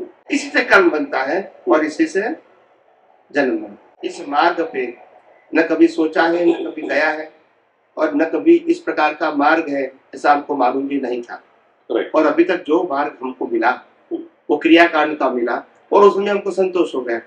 तो फिर यहाँ से फिर यहाँ आने में समय तो लगेगा। उसे एकदम से अपना अहंकार या बुद्धि एकदम से तो एक्सेप्ट नहीं करेगी। कैसे कर सकती है? आज हम जिसके साथ 50 साल रहे, 60 साल रहे, जिस पति पत्नी के साथ, कोई कहेंगे तुम्हारी ये पत्नी नहीं है, कैसे एक्सेप्ट होगा? हो सकता है? फिर क्या नहीं कहते हैं तुम्हारी नहीं, मतलब आत्मा की नहीं, प्रकृति की तो है, बोलते नहीं, तब एक्सेप्ट होगा। yes. तो ये प्रोसेस है हर चीज में एक्सेप्ट करने में, ज्ञान अज्ञान को डिवाइड करने में प्रोसेस है। तो वो प्रोसेस को ही पुरुषार्थ कहते हैं। संसार नहीं है ऐसा नहीं है, संसार भी है, आत्मा भी है, मगर जो संसार है वो अज्ञान की प्रतिकृति है और आत्मा है वो ज्ञान से भरा हुआ है। मगर हम अज्ञान से बनी हुई प्रतिकृति में मोह के बस जुड़ जाते हैं और राग द्वेष कर बैठते हैं। फिर क्या होगा? फिर तो बंधन होगा ही ना। प्रकाश आत्मा का और राग द्वेष करते हैं अवस्था में, और प्रकाश फिर वितराग है, मगर इसका यूज राग द्वेष वाला है। यूज का मतलब ज्ञान दर्शन। थोड़े अलग भी बात है इसके संदर्भ में। अभी हम सत्संग के बारे में बात करता हूँ। ये मैं शायद तीसरा सत्संग आपके साथ मेरा जी मैं अटेंड कर रहा हूँ। इसके बारे में मुझे बताना यह है कि हम तो 15-20 सालों से, जैसे आपने कल पूछा था कि वेदांत किया, पूरा बता दिया, आपने बता दिया, बहुत सारे सत्संग अटेंड किए, बहुत कुछ किए। तो सभी सत्संग में हमने ये देखा कि सभी बातें वहाँ होती है, सांसारिक होती है, व्यावहारिक होती है, बिजनेस की मेरा ये नहीं हो रहा है, मेरा बच्चा ये नहीं कर रहा है, मेरा पति वो नहीं कर रहा है। हमने जब से 20 सालों से कभी भी सत्संग में गए हैं, तो कोई भी सत्संग में जब मैं गया हूँ या मेरी बीवी साथ ही जाते हैं, तो हमें ये बात कभी भी मुझे ये प्रॉब्लम है, मुझे ये प्रॉब्लम, हमने किया नहीं। मुझे हमेशा लगता था कि हम आध्यात्मिक सत्संग में जा रहे हैं तो ये बाकी लोग ये क्यों पूछ रहे हैं। अभी अक्रम में गए, वहां भी कोई बात नहीं, जरूरत नहीं। तो हमें ये जानकारी सिर्फ हम जो भी अभी 1 घंटा आए तो 1 घंटा में हम सिर्फ आत्मा ही सुनना चाहते हैं। बीच में मेरा लड़का का ये हुआ, मेरे बीवी का ये हुआ, नहीं सुनना चाहते। तो ये पहला ही सत्संग शायद रहेगा कि हम सिर्फ आत्मा और आत्मा की बात सुना।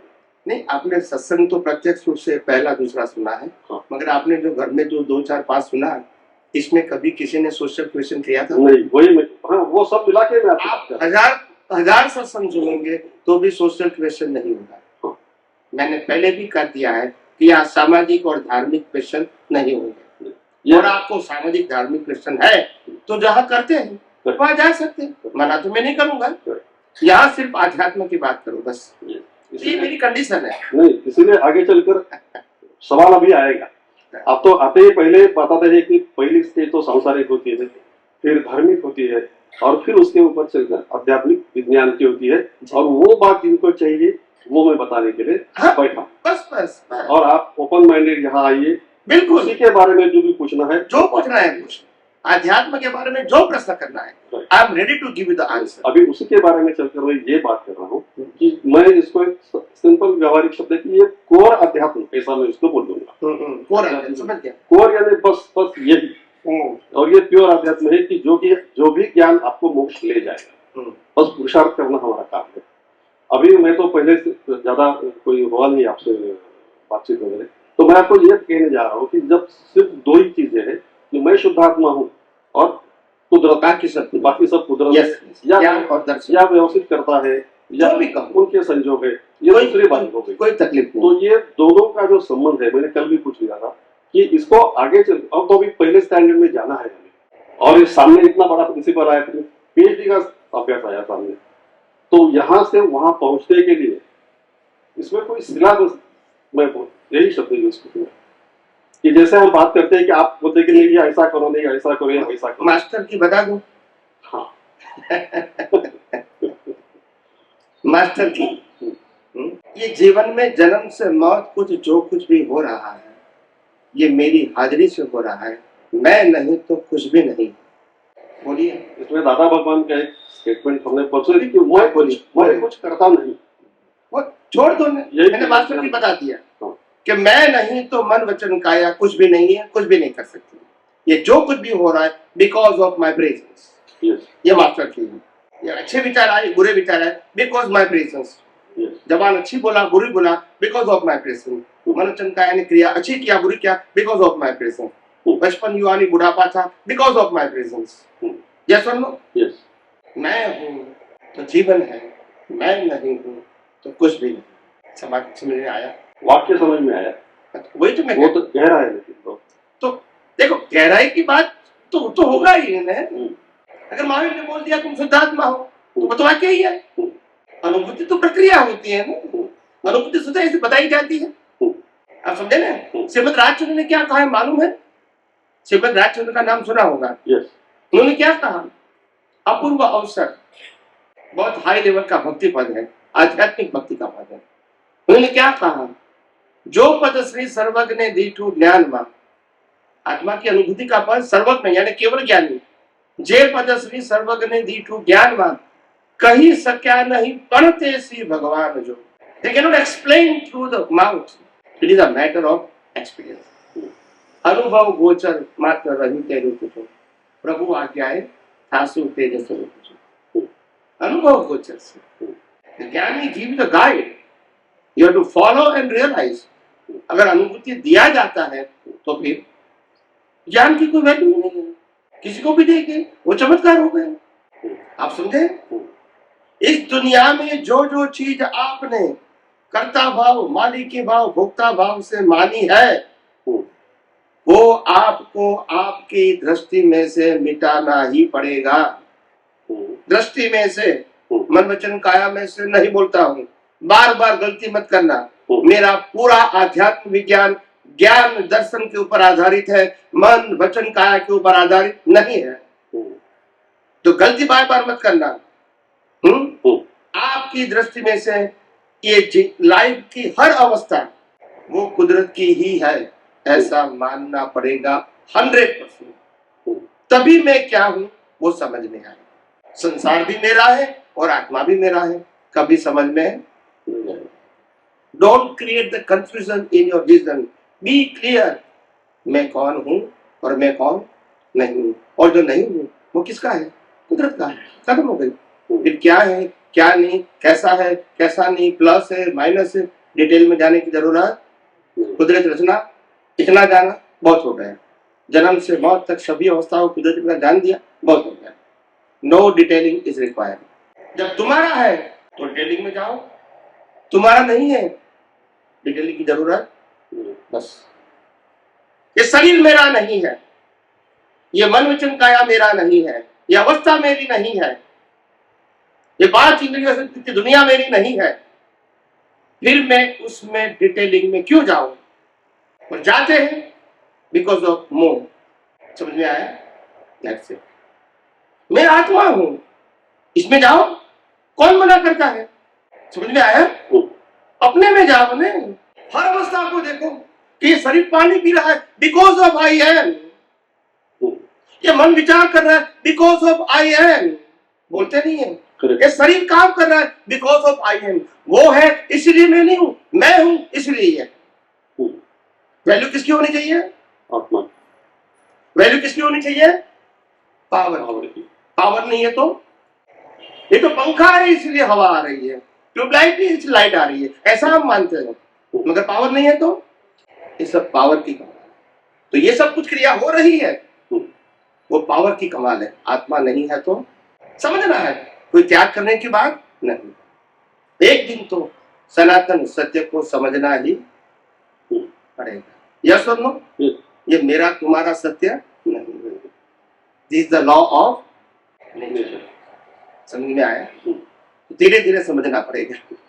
अभी तो बिगिनिंग है, तो आपको दिशा तो मालूम हो गई कि हम क्या कहना चाहते हैं, दिशा क्लियर हो गई। अभी नेक्स्ट सत्संग में जब भी मिलेंगे और डीप जानकारी मिलेगी प्रश्नोत्तरी के माध्यम से, और आप जूम में भी जुड़ सकते हैं। ऐसा नहीं, मैं यही पूछना चाहता था कि ये सत्संग के माध्यम से, यानी प्रश्नोत्तरी के माध्यम से समझ में आती है, लेकिन जैसे प्रश्न आते हैं वैसे ही समझ में आता है। वो तो वैसे ही हुआ नहीं, लेकिन ये शुरुआत से कोई स्टेजेस रहती है, जैसे कोई डॉक्टर बनना है तो पहली से डॉक्टर बन जाए, लेकिन वो उस दिशा में जाता है, तो वो पहले में भी बैठना पड़ता है, तो पहले में बैठे ऐसे सत्संग में होता नहीं। इसीलिए कहा हमने फर्स्ट स्टैंडर्ड से लेके मास्टर डिग्री तक का ज्ञान प्राप्त कर लिया है, बहुत बार बहुत अवतार में, मगर उसको क्रॉस करके PhD पर नहीं गए। बस हर अवतार में मास्टर डिग्री प्राप्त किया था, अलग अलग सब्जेक्ट में। समझ में आया? हर अवतार, क्योंकि मास्टर डिग्री वो एजुकेशन है और PhD वो अनुभूति है, वहां नहीं गए।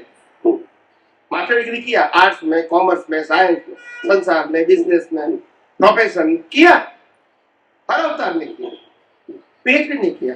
PhD का मतलब होता है रियलाइजेशन, फिर बुक्स नॉलेज नहीं होता है। Now you understand? हमने अभी तक जितने अवतार हुए, और पिछला छोड़ दो, ये अवतार की बात करें, हमने जो भी सुना, जो भी समझा और जो भी फॉलो किया वो बुक्स नॉलेज था। Am I right? जो भी जहां भी गए, मैं एग्जाम्पल की बात नहीं करती, जरूरत भी नहीं है, ठीक है, मगर ये भी समझना पड़ेगा आपको कि रामकृष्ण महावीर ने बुक्स नॉलेज नहीं दिया था, अनुभव का ज्ञान दिया था। यस और नो? तो ये बात समझना, यहाँ किताबों की बात नहीं होती है। मैं ये इसलिए कह रहा हूँ कि जो प्रश्न आता है वही विषय आता है, और उसमें समझो भी, मुझे तो मालूम है, ठीक है, कि प्रतिष्ठित आत्मा क्या है, ये तो हमें मालूम है, इसलिए हम समझ पड़े, लेकिन कभी तो प्रतिष्ठित आत्मा क्या है इसकी बात, यानी सिखाना जिसको बोलते हैं, वो कभी सिखाया गया होगा। तो ऐसे ये जो आध्यात्मिक विज्ञान में जो भी शब्द आते हैं या टर्म्स आती है, उनका पूरी जानकारी मिलने के लिए कुछ तो टेक्स्ट उसके लिए हो सकता है।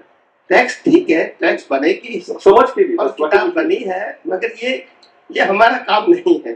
और टेक्स्ट बुक लोग बनाएंगे, महावीर का काम, कृष्ण का काम, राम का काम किताबों बनाने का नहीं होता है। वो तो अनुभव पेश कर दे दुनिया के सामने, दुनिया को जो करना है करे। ऐसे हम भी अपना विज्ञान दुनिया के सामने पेश करते हैं, किताब बनती रहेगी, लोग बनाते रहेंगे, लोगों के सामने पेश होती रहेगी। हम इसमें इन्वॉल्व ज्यादा नहीं है। कोई कहता है कि मेरे को स्वामी किताब बनानी है, मैं उसको ब्लेसिंग देता हूँ बस, तो कहता नहीं बनानी, तो कोई बात नहीं, उनकी मर्जी, मेरा काम तो मैं कर रहा हूँ, बाकी कुदरत को करवाना होगा। तो किताब बनाने वाले मिलते हैं, लिखने वाले मिलते हैं, छपवाने वाले मिलते हैं, पढ़ने वाले मिलते हैं, और बस्ती में भेजने वाले भी। ऐसा होता रहेगा, ये कोई नई बात नहीं है। तो ऐसा चलता रहेगा, ये कोई नई बात नहीं है। इसमें कोई किसी को ब्लेम क्लेम करने की जरूरत नहीं। यही यही दुनिया का दस्तूर है। रामायण और महाभारत भी बस्ती में बेचने वाले हैं और इसको सर पे रखने वाले भी हैं। ये दुनिया है, कुछ भी सब कुछ हो सकता है, इसलिए कोई अतिशयोक्ति की जरूरत नहीं है, सब कुछ हो सकता है। हम तो सब कुछ देखते हैं, इसी को ही कुदरती रचना कहते हैं। सही गलत ये मेरा सब्जेक्ट नहीं है, या तो रिलेटिव सत्य या सनातन सत्य, तो ही मेरा सब्जेक्ट है। ये दुनिया में जो भी अवस्था के रूप में दिखता है वो सब रिलेटिव सत्य है, और प्रकाश ज्ञान वो सनातन सत्य है। 6 तत्व सनातन है, कुदरती कानून सनातन है, और कुदरती कानून से बनती हुई अवस्था भी सनातन सत्य है। अवस्था सनातन सत्य है, अवस्था का जो सिचुएशन है वो रिलेटिव सत्य है। अवस्था बनाने वाला कौन है? कुदरती रचना है, मगर रचना की अवस्था वो क्या है? रिलेटिव सत्य। तो रचना की अवस्था में नहीं जाना, सिर्फ कुदरती रचना तक ही देखना, ये आध्यात्म विज्ञान का पुरुषार्थ है। डिटेलिंग में जाने की जरूरत नहीं, अगर आत्मा का अनुभव करना है तो।